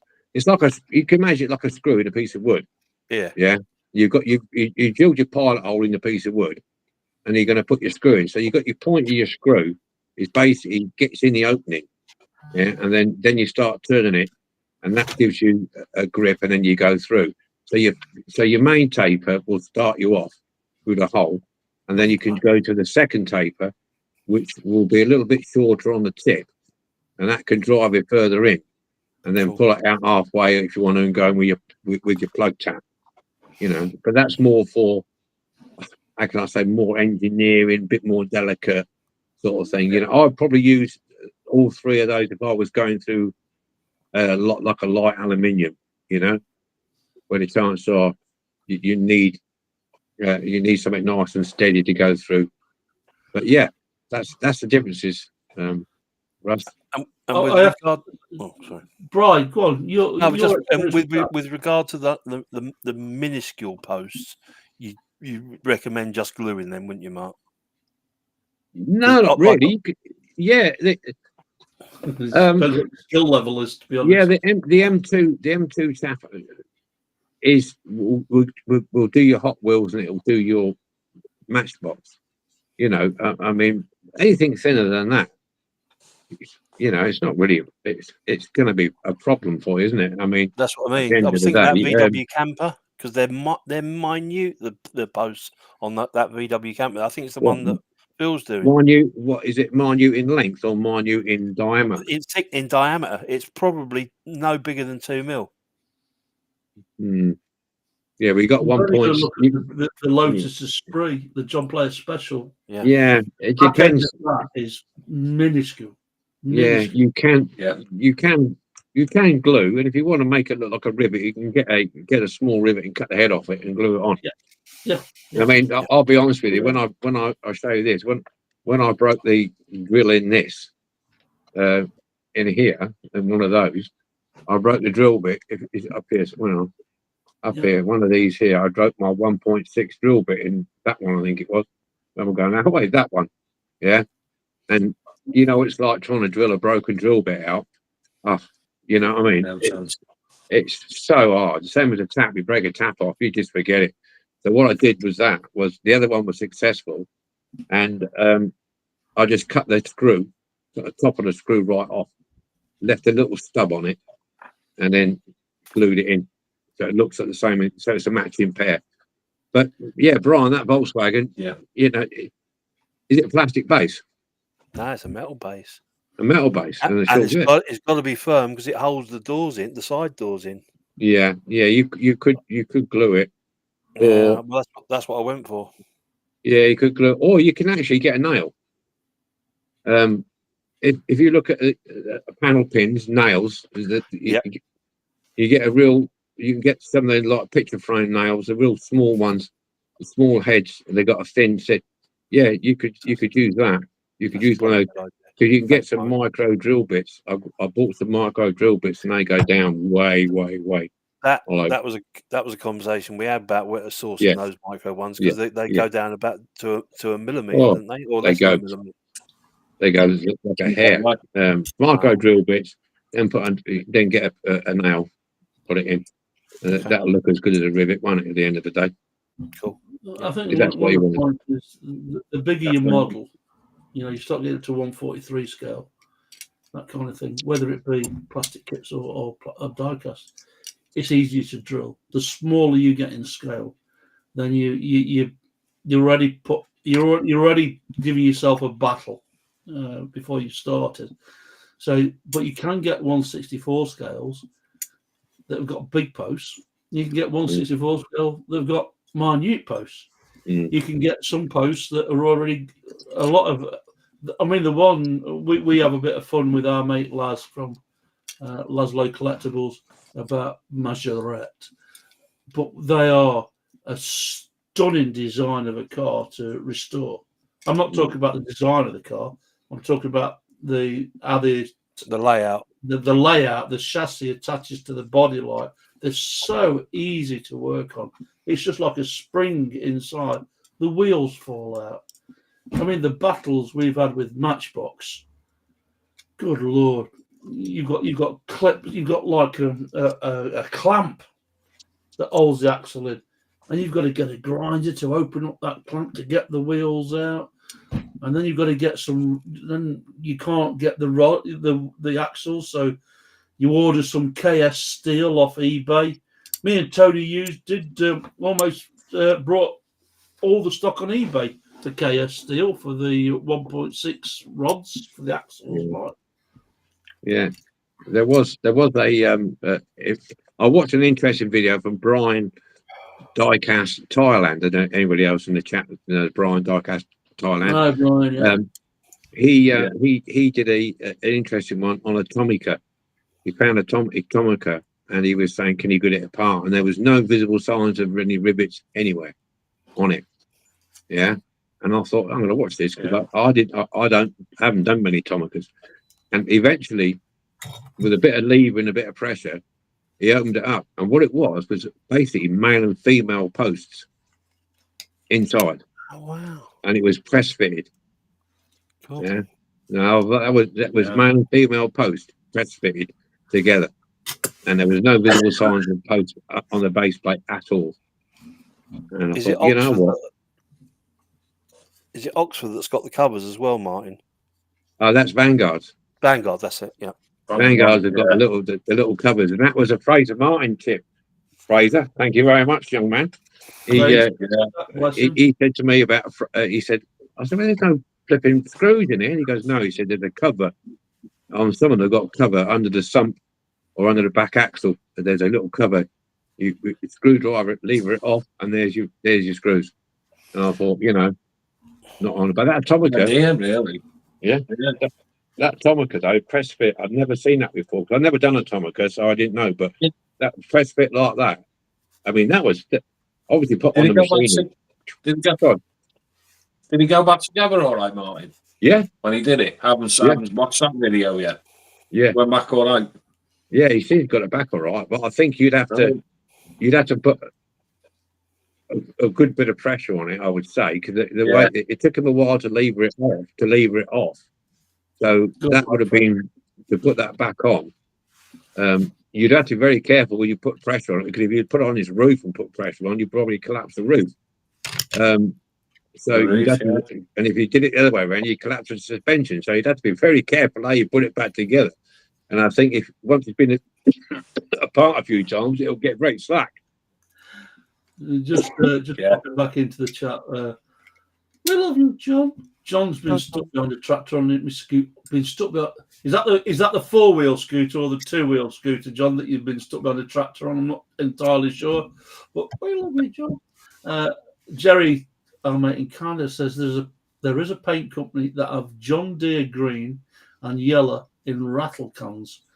Tremclad is the manufacturer. That is TREMCLAD. Thanks, Phil, for putting that up for us, mate. Appreciate it. Ian saying buying someone else's restorations where they have spent money means you don't have to. You don't have to. You don't have to buy the parts. Yeah. It's a no-brainer, really. Yeah. You pick them up cheap. Yeah. It's the irony behind that just does not escape me, that you're buying somebody else's work to.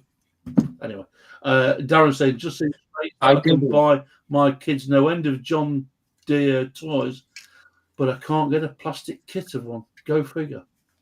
Yeah. I think that John Deere basically plough money in the American market for those sort of toys, the ride-on stuff and everything. I remember working for a John Deere dealership, and the deals they were doing on ride-on mowers for the kids, like, the farmer comes along, buys, spends £90,000 on a new tractor. You wouldn't think twice of making sure that the kid got an original plastic ride-on with pedals. John Deere to go with it. You know what I mean? They have a phenomenal amount of merchandise. There is it. But then again, be honest with you, look at Caterpillar. They've made a name now for themselves because they do all this, all these shoes and whatnot, isn't it? Safety and everything. So, I have asked Airfix about that situation when it comes to, why aren't they doing things like tractors and lorries and things like that? It's like their mantra. It's not in their focus. Same way as the scales. They're not ever going to release a 1/32nd scale plane, even though people are begging them for. Why should they? There's all those companies out there doing it. And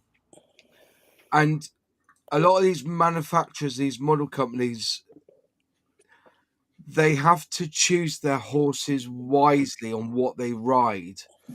And Airfix knows that they're military. I think they found a little vein of gold with the Cold War stuff, i.e. the Ferret Scout they just released, the Stolly, the Stalwart. If you really want to, you look at Accurate Armor, they've gone bust now, pure 3D resin, cast resin, bitches to put together. I think you'll find if you look at Accurate Armor, there's a roadmap there for Airfix to reproduce a lot of their 3D print into or 3D cast resin into plastic. Watch your space. Just popping back into the chat. Ian says some modern diecast start off with a rolled over post, which then goes into just a single thin piece of metal that is impossible to drill and tap. So the only option is to glue the base plate back on. I've got micro bits that start at 0.1 millimeter.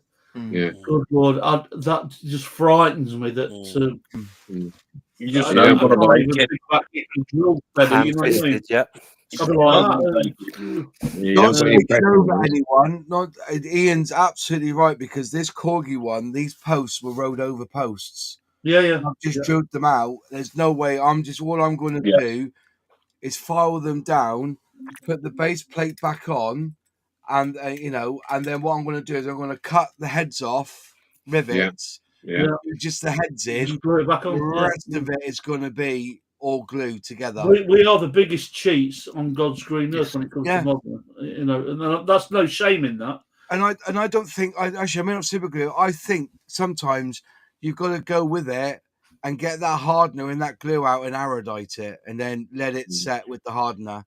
Because aerudite is perfect for steel and plastic. It's even better aerudite in those sort of situations. So you're right there. We had a discussion the other night where Mod comes on and says, "I've been to a show and I've won best in and this he's got awards for his models." Like, we don't have that. We don't restore our projects for that purpose. So mainly, I mean, the guys will correct me. Many of us just do them so that we've got that model. We wanted it as a kid. Now we've got it. It's my bloody model, and I'll paint it whatever colour I like, and it's on my shelf, and I'm proud to have one. But I'll sit back and go to my grandkids. Don't ever touch that. The granddad's toys, they're not your toys. Don't put your no. Leave it alone. Sad, isn't it? But when we first started, a lot of us were getting die-cast to replace things we'd lost as 8, 9, 10-year-olds, 7, 8, 9, 10-year-olds. Like, we're not doing it we're not restoring it. It's just to have it again. It's like hoarding, I think, to a certain extent. Do you know what? This was another point that so I'm not trying to overtalk anyone, okay, before I get carry on. But we as scale modelers with plastic wouldn't think twice of looking, say, at this Tempest here and going, do you know what? I'm going to spray that in brown and put Swedish markings on it because I can. We don't think twice. The amount of times I've bought a kit and I've gone and bought a decal sheet because I've seen the plane in a different marking. And there's no difference to what the die casters do. They're restoring it. When I was a kid, I always wanted an AA. I had my own little setup of it. I had this, you see it now, the map out, which is the little road, car map on the road. And then I would have all my little cars, and I wanted an AA breakdown vehicle. What did I do? I got that Ford Transit, which had Royal Mail on the side, and I sprayed it badly with an aerosol can with yellow paint. And then I got a marker pen and put AA on the side. You know what I mean? That was what I did. And it's no different now. You pick this up, I don't really like it that green. I'm going to spray it red instead. I think it's unfair that you get nailed with the rivet counter accusation. Not you personally. I mean that the Airfix. There's a lot of it though. I'll take that back. The plastic kit builders get accused of being rivet counters, where that's not always the case. Now, don't get me wrong. There are guys that what they do is so good, and I'm the first to go, that's amazing. I've never seen anything that realistic in that scale or whatever it may be. But there's got to be a bit of give and take somewhere down the line. Otherwise, my friend Nigel is the font of knowledge when it comes to Lancasters, and he will have people come on and say to him, "You got that wrong," and Nigel will say, "No, you're not. I know. I've seen Lancasters and you can look at the books and see the pictures. That door was here, or that rivet was there, and actually, it's like we argue all the time about the color of olive drab. Who's got the most accurate olive drab? Well, no bugger has, because olive drab was just military green, and they mixed what they had at the time. Later on you can say, "Oh, this is the green. This is or what's cockpit." The arguments we have about what was the Yamato hull painted. Was it red or was it grey? No one knows. It's sunk at the bottom of the ocean and nobody knows. You know what I mean? Or it blew up. We had this conversation yesterday, Moz. We did. You make models because you enjoy it. Yeah. Not because. And if you go to a competition, these judges, they don't know that rivet's wrong. And we've had the argument about the space shuttle. If you look at where the trim at the edge of the wing is, it cuts in and along. But when you paint it like that, it looks wrong. So a judge will see that and say, "Well, that line isn't straight. It's not supposed to be straight." But a judge wouldn't know that unless he knew what a space shuttle was. At the end of the day, these rivet counters say, or they would go, certainly, "Oh, that Bombay's a little bit wrong." So what? You are stretching something that's 1-to-1 scale down to 1 to 72 inches, 1 to 72 inches, 1 inch and 72 inches. You're going to lose a lot of detail. That rivet's not going to be in line. Honestly, mate. Well, you get a lot of, especially Lancasters and old bombers and fighters, during the war years, when they came in for repairs, they turned them aircraft around so quickly. Within 24 hours, I mean, they could change a full set of engines on a Lancaster with it, in 24, 48 hours. Yeah. As regarding damage, they wouldn't bother. Oh, that rivet's not in line with that rivet. As long as it was on a panel and it was done, it was done.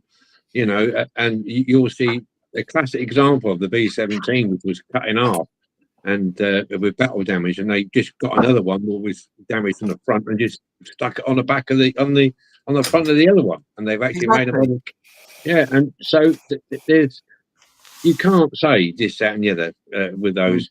And to me, to be honest with you, you're making a model, you're making a representation of the original, and the best that you can, the best that's out there at the end of the day.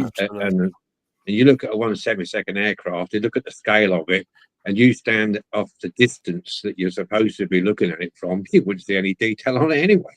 Yeah. At the end of the day, it's a nice kit. Looks on you put it on your shelf, hang it from your ceiling, whatever. Brilliant. The bit that always amazes me, Moz, is you'll get them where they'll detail the cockpit to such a high level, and then put a canopy cover over it, and you can't see. Well, yeah, exactly. Yeah, I call myself a lazy modeler. If you can't see it once it's together, I don't paint it. But people paint the entire inside of the plane, and you don't see any of it. Yeah, I totally get it. Like, even this week, you saw I even bought cockpit details for that fencer I'm going to be building in Ukrainian scheme. Yep. As soon as I put that canopy lid down, that's it. But I'm going to have it open so people can have a look in it.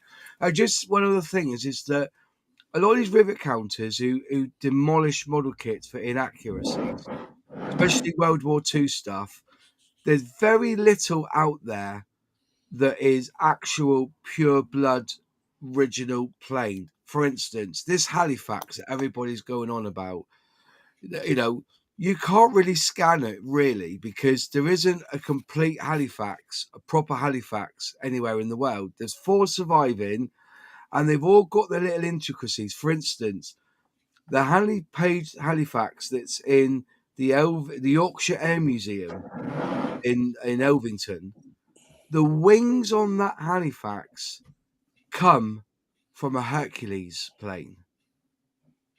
So, you know, if you scan that, you got to get the errors the same way as the Airfix Mosquito. The Bombay is wrong because the one they scanned is shorter than the original Mosquito. So it's a little bit. It's the same with the actual So plane what? itself, though. You see it, it's got 2 engines. You know it's made of wood. It looks like this. The silhouette's exactly right. Does it matter that the rivets are... No, it doesn't.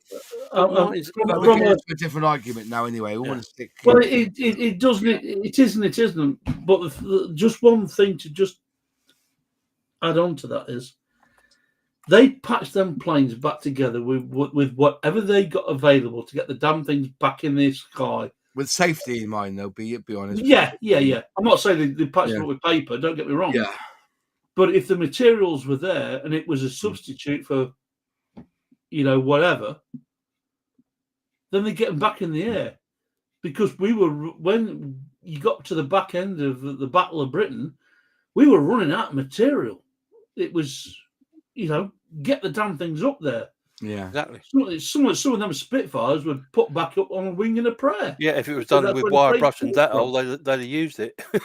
Yeah, absolutely. Anyway, sorry, Luke. I didn't know. I'm fascinated. It's amazing now, and it's cheered me up no end where some of these conversations are going. That we started with the opening gambit being Mr. Martin Dare.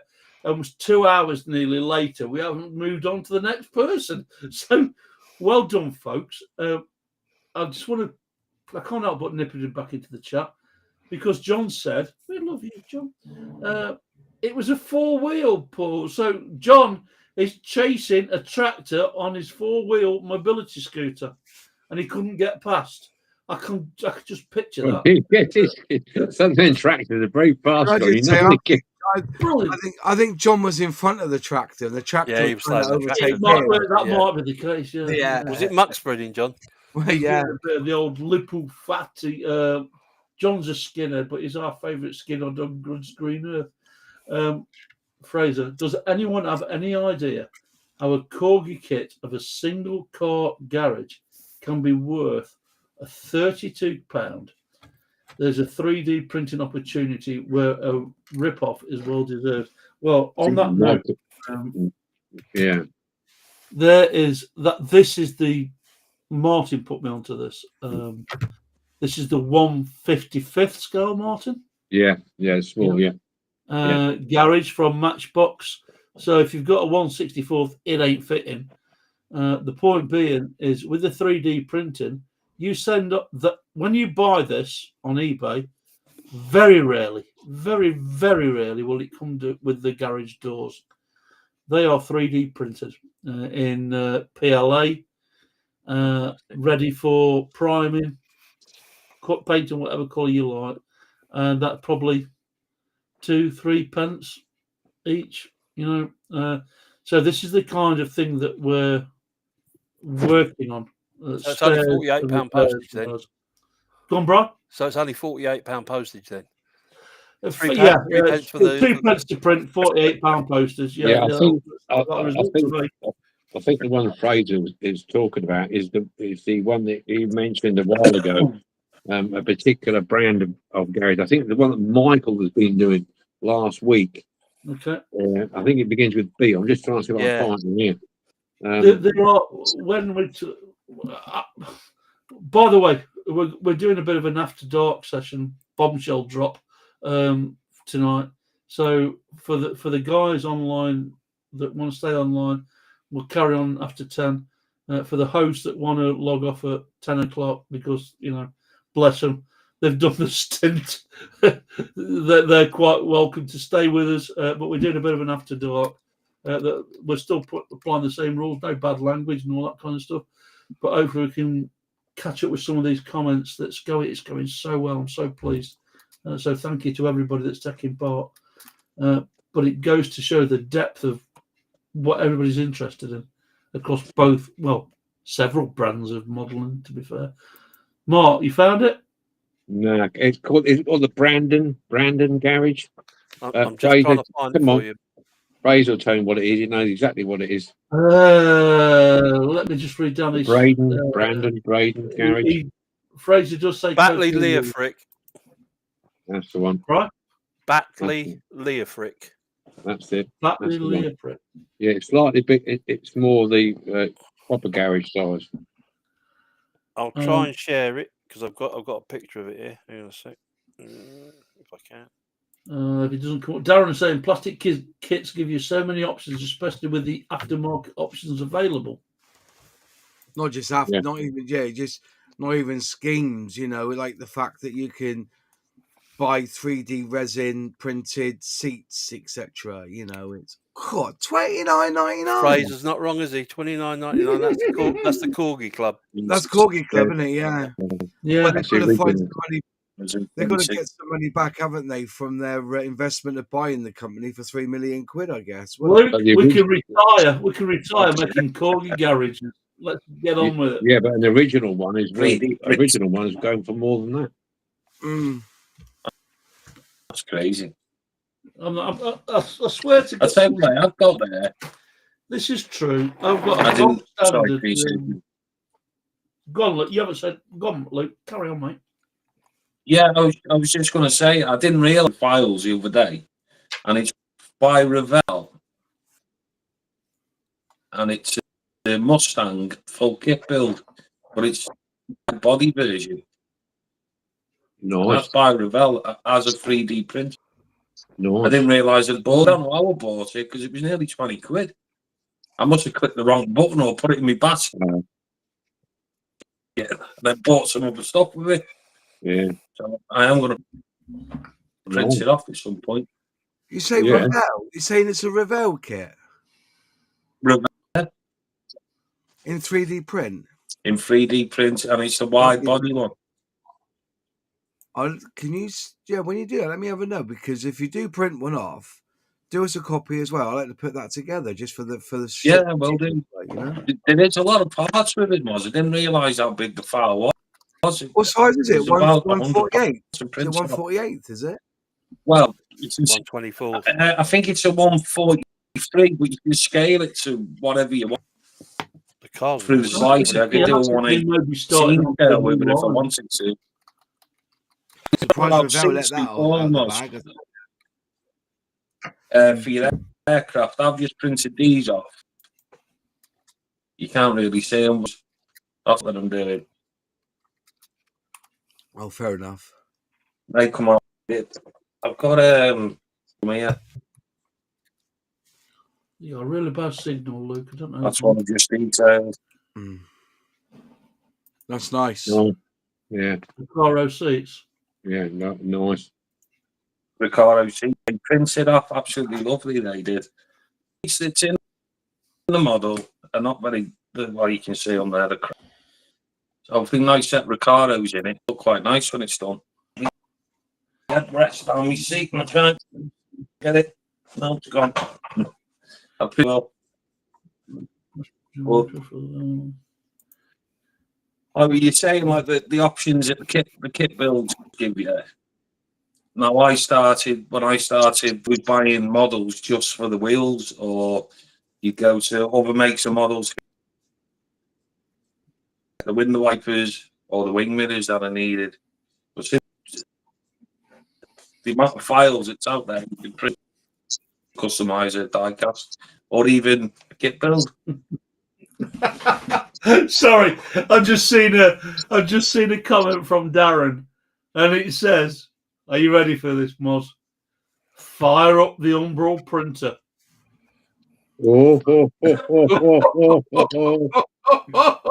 Now there's a challenge. I'd like to see what you can go on to Cults 3D CULT. I can't get it to run on my Mac. You want to? What is it? You want to buy a Mac? You want to buy a Mac? And every time I ask him about anything, it won't run on this. It won't run on that. Cop out. You send me a file, Darren, and I'll print it for you, mate. You know, proper 3D printing. So getting one sent to me for free. So get yourself. I'm surprised you haven't applied to Microsoft to send you a free laptop, a Windows 11 laptop, Laurie. Anyway, Fraser says it's the Bately Leo Frick. It was a corgi kit. Bately B8. I'll put it up. Put the link up. Sorry. Bately Leo Frick. It was a corgi kit. I don't know what that means. It's the garage. Bryan just put it up. Yeah, sorry. Bryan just put a picture of it. Yeah, he did. Yeah. Hobby time. Absolutely. They were melting down crashed German aircraft for the aluminium. Me and Martin are big respecters. I hate to use the word fans. That's not the wrong terminology in this instance. We've got a lot of respect for World War II and the history behind it. It was funny enough, PJ, you were saying about that. That at the end of the war, because obviously they didn't know exactly when the war was going to end. The Spitfire factory was still producing Spitfires, and what they did with a lot of them was they drove up to they carried on producing them because they had already started. So they had to finish. They started them off, and they took them up, give them a test right down the runway, and then crushed them. It's amazing. And a lot of the Lancasters and the Bombers and the Halifaxes, that's why a lot of the service stations were when they were the bases were after the war reduced to technical bases, meaning they strip all the armor off, strip all the guns off and everything else. Now up here at Polbrook, as you know, I used to work for Perkins Diesels, and how we started off was old aircraft stripped down, aluminium, melted it all down, repurposed the aluminium, which there's a stack of it about, obviously, all the aircraft and that. So a lot of the aircraft were destroyed. Some were used for civil service, passenger aircraft and stuff like this. I mean, don't forget you had the Berlin airlift after the war, so a lot of old planes were used, converted for the Berlin airlift. That's a story and a half. That is, if you ever read about that. Absolutely. And stuff like this. So a lot of aircraft were repurposed. There's the old story of the airfield, the museum at East Kiel up near me, on the way to Maglethorpe. There's the guy there. There's part of the old runway there. Kirby, I think it was called East Kirby or something. Then one of the sons wanted to buy a Lancaster after the war, or to commemorate a Halifax. Sorry, he wanted to buy the Halifax after the war to commemorate the death of his brother, who died in one of the big raids at Dresden, and his father refused straight away. They owned the land where the airfield was on, is now defunct. Yeah. So he said no, and then later on, when they went across the seas, his memorial in Europe, the father, and they came back. He said, "Okay, yeah, you can. Well, I'll let you buy one," but he couldn't find Halifax. There wasn't any Halifax to be bought. It's just saying what was saying. There wasn't a Halifax to be bought, and that's just after the war. So they bought the Lancaster, and that's the one what's that East Kiel now, what does the taxi runs, and they've been trying to get it to go airworthy. That's the one at East Kiel. There was the urban myth at the end of the Second World War that all the little three-wheelers that came out, the Messerschmitts and the Heinkel bubble cars, were old cockpit covers, but they weren't. Yeah. But it was the material that was used for cockpit covers that was repurposed. Well, the Americans used the drop tanks for racing, salt flat racing, and racing with drop tanks, because the story went that a lot of people they got such an adrenaline high after the war that they needed something to keep that going for a little bit longer. It's a lot of stuff repurposed like that. It's incredible. But I've got pictures of it. There's an airfield, because I live where I live at the minute. It's right in the middle of a triangle, or Bryan will know, a triangle of old airfields from World War II. And there's a bit, I think it's called, I can't remember, I can't remember what it is exactly now, but it sits up the road from me. Little known air base. They use it for flying out the troops on the gliders for Arnhem and D-Day. But after the war, all the vehicles were bought into all these aircraft bases, old RAF bases. All the equipment was brought back that they could bring back, and was repurposed for civilian use. And there's a picture of this runway and this airfield is absolutely chock-a-block with trucks, cars, vans, and you name it, breakdown vehicles, everything is there. They're all going to have to be put back to civilian use. So hence you've got a lot of building companies and contractors using ex-service material wagons, for carting backwards and forwards all their stone for rebuilding, whatever. But that's interesting as well. And that is where one of this, it was often fascinating when you think, I'm sorry about rambling on about this, but it's a subject that's quite close to me heart, was you've got a war going on in Europe. What happens to all the scrap? Who goes and clears all that up when you've had a big punch up? Who goes and clears it all up? And there's actually dedicated servicemen who go and recover it and clear it all up. Because you imagine you're moving forward and you've got you see these pictures and photographs and films of all the battles going on. You think, God, there's stuff everywhere. Somebody's got to drag it all off. There's a lot of scrap there. A lot of it's led to knowing where. I mean, I was a big fan in the day of Time Team, and they go out and there was a couple of episodes that really touched base where they looked for a couple of bombers that had gone down in a dike, a Spitfire that had gone down in France, this kind of thing. But you're relying predominantly on the memories of people to say, I saw it go down at this kind of angle and it was near them trees in that forest, blah, blah, blah, to give them a general direction. But a lot of those people are now sadly passing away. So there's a lot of knowledge of where those locations are being lost. Were you thinking of Wittering, Mark? RAF Wittering? No, it's I'll tell you where it is. It's just off the road from Corby to Stamford. Yeah. It's just off there to about halfway down near the, my memory's getting terrible. Spilsby or something it's called as Spokey, well, something like that anyway. Yeah. I'm trying to think. It's halfway down. I've got a book on it somewhere, but there's Deansthorpe, wasn't there? There was Deansthorpe. That's just up the road from me. Deansthorpe there.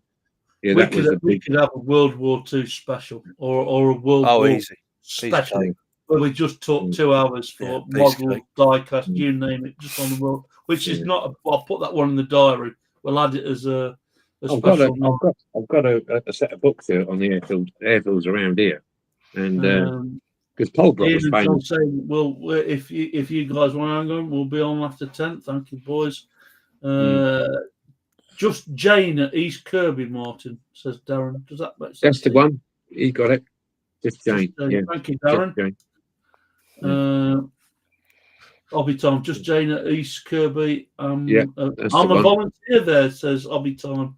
Right. Nice. Yeah. Small world, isn't it? When you get down.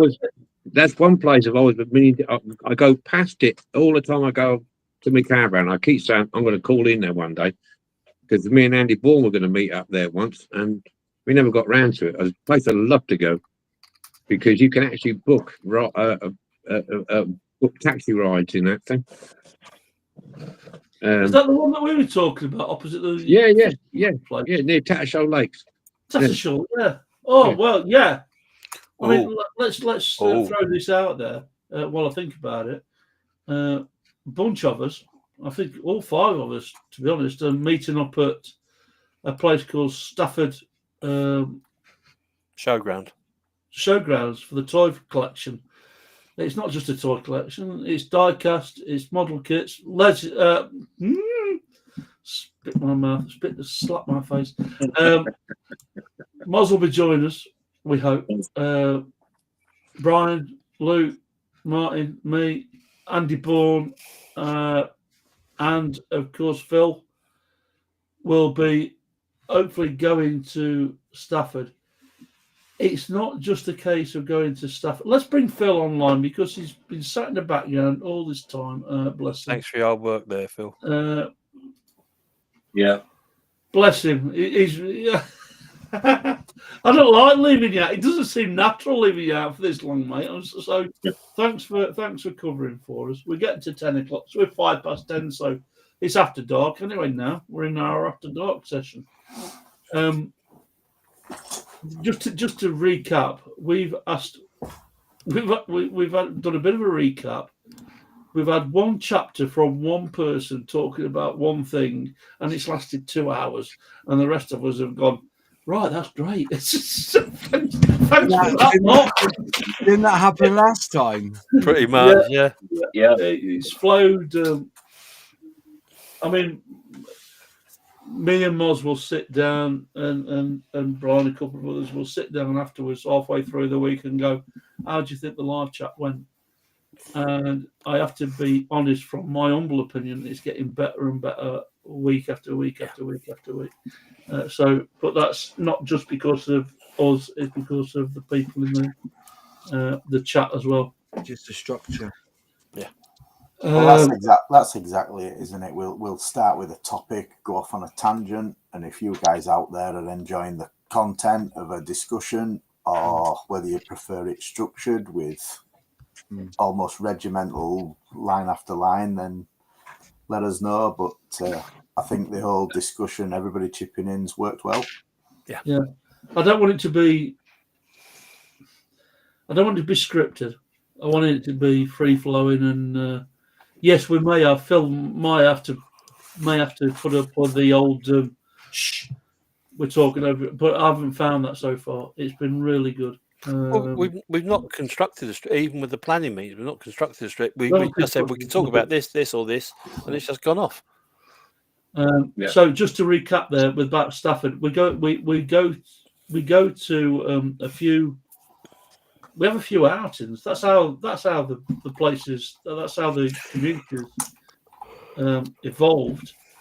We all got to know each other, and then over a period of time, we agreed to have a meetup. So we go to Stafford or a couple of other toy fairs, and we also go to a place called Dagfields, which is an auction site, where if you're a World War II, one, whatever fan. Sorry, I hate using that word.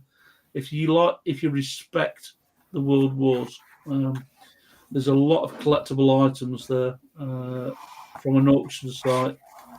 From an auction point of view, but there's also a load of diecast, you name it. The idea is that it's about 8 individual auction sites on one plot of land. I think Bryan, have you been yet? Where to? Dagfields? No, not yet. No, because of where it is, unfortunately. Yeah. Me, Luke, Bryan, Phil, and Martin have been. Moz, have you been to Dagfields yet? No, I wasn't able to attend when you went, so you're gonna love that, mate. It's a long way away from me, So it's an amazing place. There are times when you go there. Oh, if you want a book, this is the most amazing bookstore that I've ever. It's like Mr. Ben on the cartoon. You just go into this shop and there's room after room after room after room.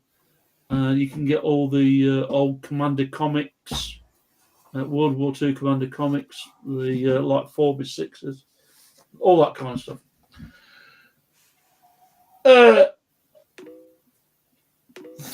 Well, I'm only going to respond. I can. Wow. Russ says, "Thanks, PJ, for bringing us together." Thank you, mate. I'm going to do my old Al Murray. Family. All together now. Family. Poor that was when it's designed nothing like Al Murray. John said it's a fantastic live chat. Thanks, John. Says, Fraser. This format is good. Less interruptive. but not very interactive. Yeah, it's you're finding a balance. It's the delay, isn't it? That's the trouble. The delay. Yeah, there's a delay. Sounds like a certain Monday night stream, says Darren. I don't know who he could be referring to. No, who's that? Who could that be? No idea. He might wake up. Don't watch anything on a Monday. He's running. He's out of steam now. He's running out of steam. Yeah. I think I've given you enough tonight. Well done, brother. Ian saying the way it's going in the chat, I think it's finding its own balance and it appears to be working well. Well, hopefully the improvements or changes that we've made. Predominantly, we've had interaction with everybody who's chucked the 2 pence worth in and come up with ideas. It's not a one-man show. It's I couldn't do this without the likes of my friends and co-hosts that bring it all to life. Oh, stop it! You'll make me cry. Oh, come on! Put a $5 in the post, son. Go and watch Airfix and Chill on a Monday night. And highly recommended. I highly recommend it. But also, as I said earlier on, please subscribe and like the other guys' channels that are online tonight. I don't do as much as I used to do. This predominantly, I'm going to get rid of that word. This is this DMSC has taken Diecast Scale Models, DSMC. That's so Moz told me. DSMC has taken over. I love it. It's your baby. Can I also say that if anyone comes up on the lottery, your PayPal details are in the. Yes. we jokingly talk about having a diecast bus. Yes. Where we can travel around the UK, meeting up with members, and we've got one, haven't we? Mark made one, but trouble is, I don't think we'd all fit. Yeah. Go and visit the build done by my friend Mr. Martin Dare, who's done the DMC as we were at the time bus. So lottery wins would allow us to buy the real thing. Although I've seen some of these double deckers purchased from Facebook of all places and restored and turned into mobile hotels. Yep, which would be great, wouldn't it? Oh, there we go. There you go. Any lottery win will help us purchase one of those. All we need is a full-scale engineer. Well, someone won 26 million yesterday, so it was one ticket in the UK, so it might have been one of us. That was me. I thought so. That's why I'm cold in this room at the moment. He hasn't claimed it yet. He's not feeling well. 126 million. RAF Spano, Bryan. Huh? RAF Spano. That's it. Yeah. Did you say Stanhope? Spanhope. HOE. Stanhope. Oh right, it's a little bit close to Stanhope. That was. I think we've got RAF Polbrook, where Clark Gateway did his video film documentary. Yep. Polbrook. We've got Dean Thorpe. We've got Wittrin. There's Spano, and there's another one. It was just, it's not like that. We've got the old Cold War base at just down the road there with the Bloodhound missiles. Oh, you know what I'm on about? Yeah, I do. Yeah. Oh, shit. I've got a scrapyard. There's a scrapyard nearby. Yeah. Can't remember. There's loads around here. It was very popular. It's flat. It was flat, and there's RAF America. The biggest American base was at just outside a village called Yaxley, which is Conington. That was the only place they could land a B-29 Super Fortress after the war. Yeah, for bringing back the repatriated prisoners of war from the B-29. Yeah. I've got a question for Dare, but I just want to Oh God. acknowledge the chat. My man Russ, you are the DSMC. Did DeLorean threaten to sue? So that's just one from DMC. Yeah, Love we it. weren't Well big. done, We mate. weren't big Well enough, done. Russ. We weren't big enough, Russ. They left us alone, mate. Yeah. But they have to dig him It's up a long first, dark- haven't It's they? been a while since my door's open. Never mind. Do you get John said? We love you, John. Do you get the all-day ticket on Martin's bus? Tickets Yeah, are free. you can. You got to go through your miniaturization process first. Yeah, we talked see- about Banana that. splits. Banana splits. Yeah, but what was that? Fantastic Island, was it?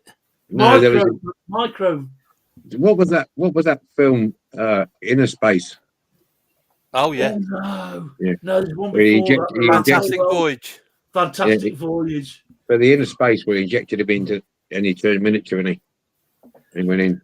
That was Back good. over, I was supposed to said about 6 words all the way through that movie. You knew what she was there for, and it was not because of the speech. Bless her. I thought she was there for the, for the equality, like, Yeah. Absolutely. Mm. Are we calling this an end? Well, we'll give it till after 1:30. Okay. Let's I will be back. just encompass. That's fair enough, mate. Mm. Luke, we Hello. we ought to really wrap this 3D stuff up. So, where did you want to go with your chat on 3D print? Well, Mark was on about them 3D files, the 3D rivets. Now, I have got some files for them, dome top, flatheads, and the rivets, Mark. You've got the hole in the middle. Yeah. Now, these prints on a raft of 100, but there's also there's others in the file that are downloaded, which are like pop clips, which is domed at the top, domed or flatted, top on together, and they're also for some there. So I was thinking, especially if you're doing like the Bedford Dinky, the transporter, where if you separate the body and then you're struggling to get them both together, they'd work perfect for that. But they'd probably be better out of PLA than the resin. Yeah. Although that stuff I'm using, that ABS, that's a tire I've got there. It is strong. But whether obviously the rivet's going to be smaller, whether it would hold something like that. Well, we could. I used to. Go on, Martin. Sorry, mate. I was going to say, you know, interrupting. We can give it a try. If you knock a load up, I can try them out and see. Yeah, well, I'm going to send the file. Well, I'll put it in the Facebook group, and then whoever's got a 3D printer on here or in the chat, they can go download them and just see what they're like. You will have to whatever your model is. Screws all the time, but I'd be fair to rivet now. It's much easier. And I'd done the Batmobile. I put the rivets in, glued that back together, and that was absolutely perfect. I've had no trouble with them. You like one, you print them off. I don't know, but they're on the raft and everything. You can, whatever size you want, whatever diameter, it's all there. There's one good thing with doing that though, is the fact that if they were just a little tad oversized, you could just run around with a sander, and they'll sand a lot easier than an aluminium rivet anyway. So I thought about it before you obviously stick it in. You can paint it with a little bit of silver, maybe weather it slightly just to darken it off a little bit. Bit of black wash or something over it. It'll look pretty much the same as what we're doing with the aluminium ones. You get a lot of models when you put the base plates on, even with the doors on. There's not a lot of pressure on that base plate, if any at all, really. Not really. They sit on pretty well, so with the resin, I think it'll be okay. I think the only pressure on any of the models that I've found over the ones that I've done is mostly the 2-door versions with opening doors. Is the Cortina Mark 1 was a classic example.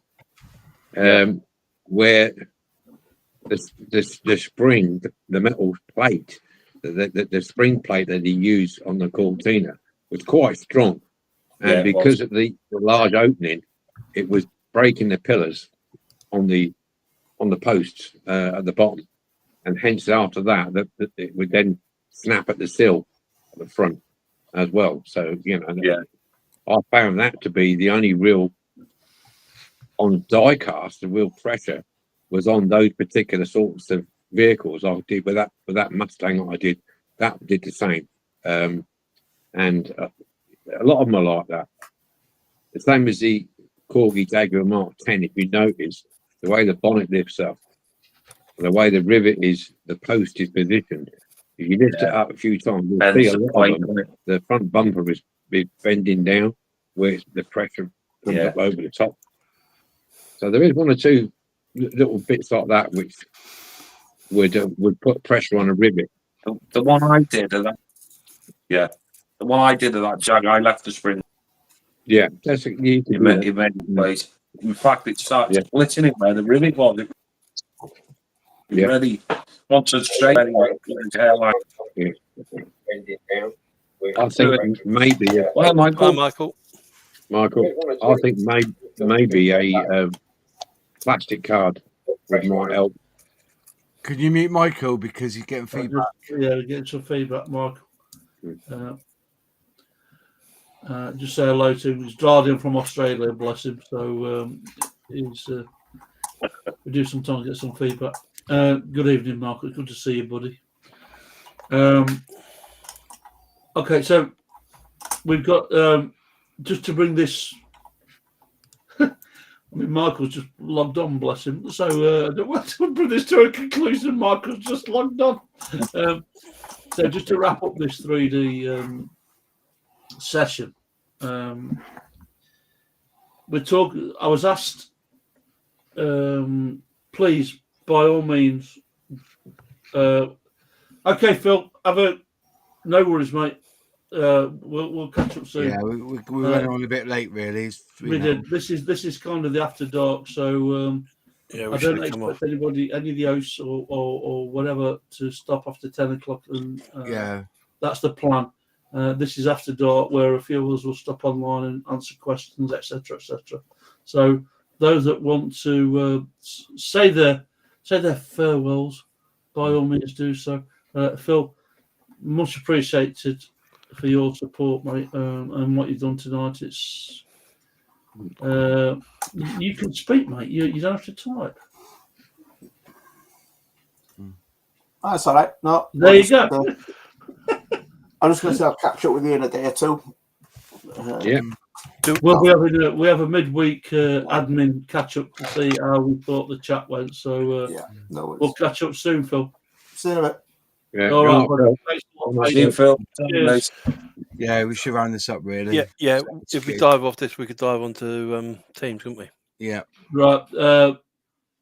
Well, we'll say a good night to Moz, and we'll say good night to Bryan, who thanks for joining us, much appreciated, and we will see you guys in our admin session on Wednesday. Thanks for joining us, much appreciated. Have a good week. Martin, how are you for time? Luke, I'm off for about half an hour. Okay, well, the rest of us will hang in for a bit. You carrying on, are you? We'll carry on for about half an hour. I thought you were going to close the chat down at 10. That was. Oh no, well, while we're on a roll, we'll keep rolling. All right, okay. What I'd like to do is to get to the. Is there many in the chat? To be honest. Say again, Luke. Is there many left on in the chat? There's a few. They're dropping off now. Should migrate to teams. Yeah. 10 o'clock. All right, I'll tell you what. We'll nail it. Call it night. We'll catch up on teams for those that want to have a catch up. So I'll come on to all our irregular regulars, thank you for joining us. It's been another enjoyable evening. The time has flown. We've done one topic really without giving Luke a fair whack. So thanks to Martin for fielding all the questions that have been he's been facing. It's much appreciated. Thanks to Bryan, Luke, and Moz for their input. From me, PJ, your host. It's always a pleasure. We will see you in 2 weeks' time. We will do it all over again. And it's building. So please like and subscribe. Are we talking about biscuits next time round? Our favourite biscuits. Ooh, yeah, I'll have a new son-in-law next time we do this as well. Oh, you look really excited about that, PJ. I don't know how well that's going to go down, but anyway. Oh, I'm going to say good night and good evening to Andy from Andy Bourne. Bye, Andy. Hobby Top. Right, okay. Let me just if for those interested, we use two programs. We use Teams and we use Restream. Restream is our Sunday night chat, and Teams is our general get-together video chat that's not publicised or on YouTube. So that's what Teams is. Anybody else for anything else before we shoot out of here? Let's all go. We're all good. All right. We'll see you in 2 weeks' time. Take care, folks. See you soon. Bye. Cheers.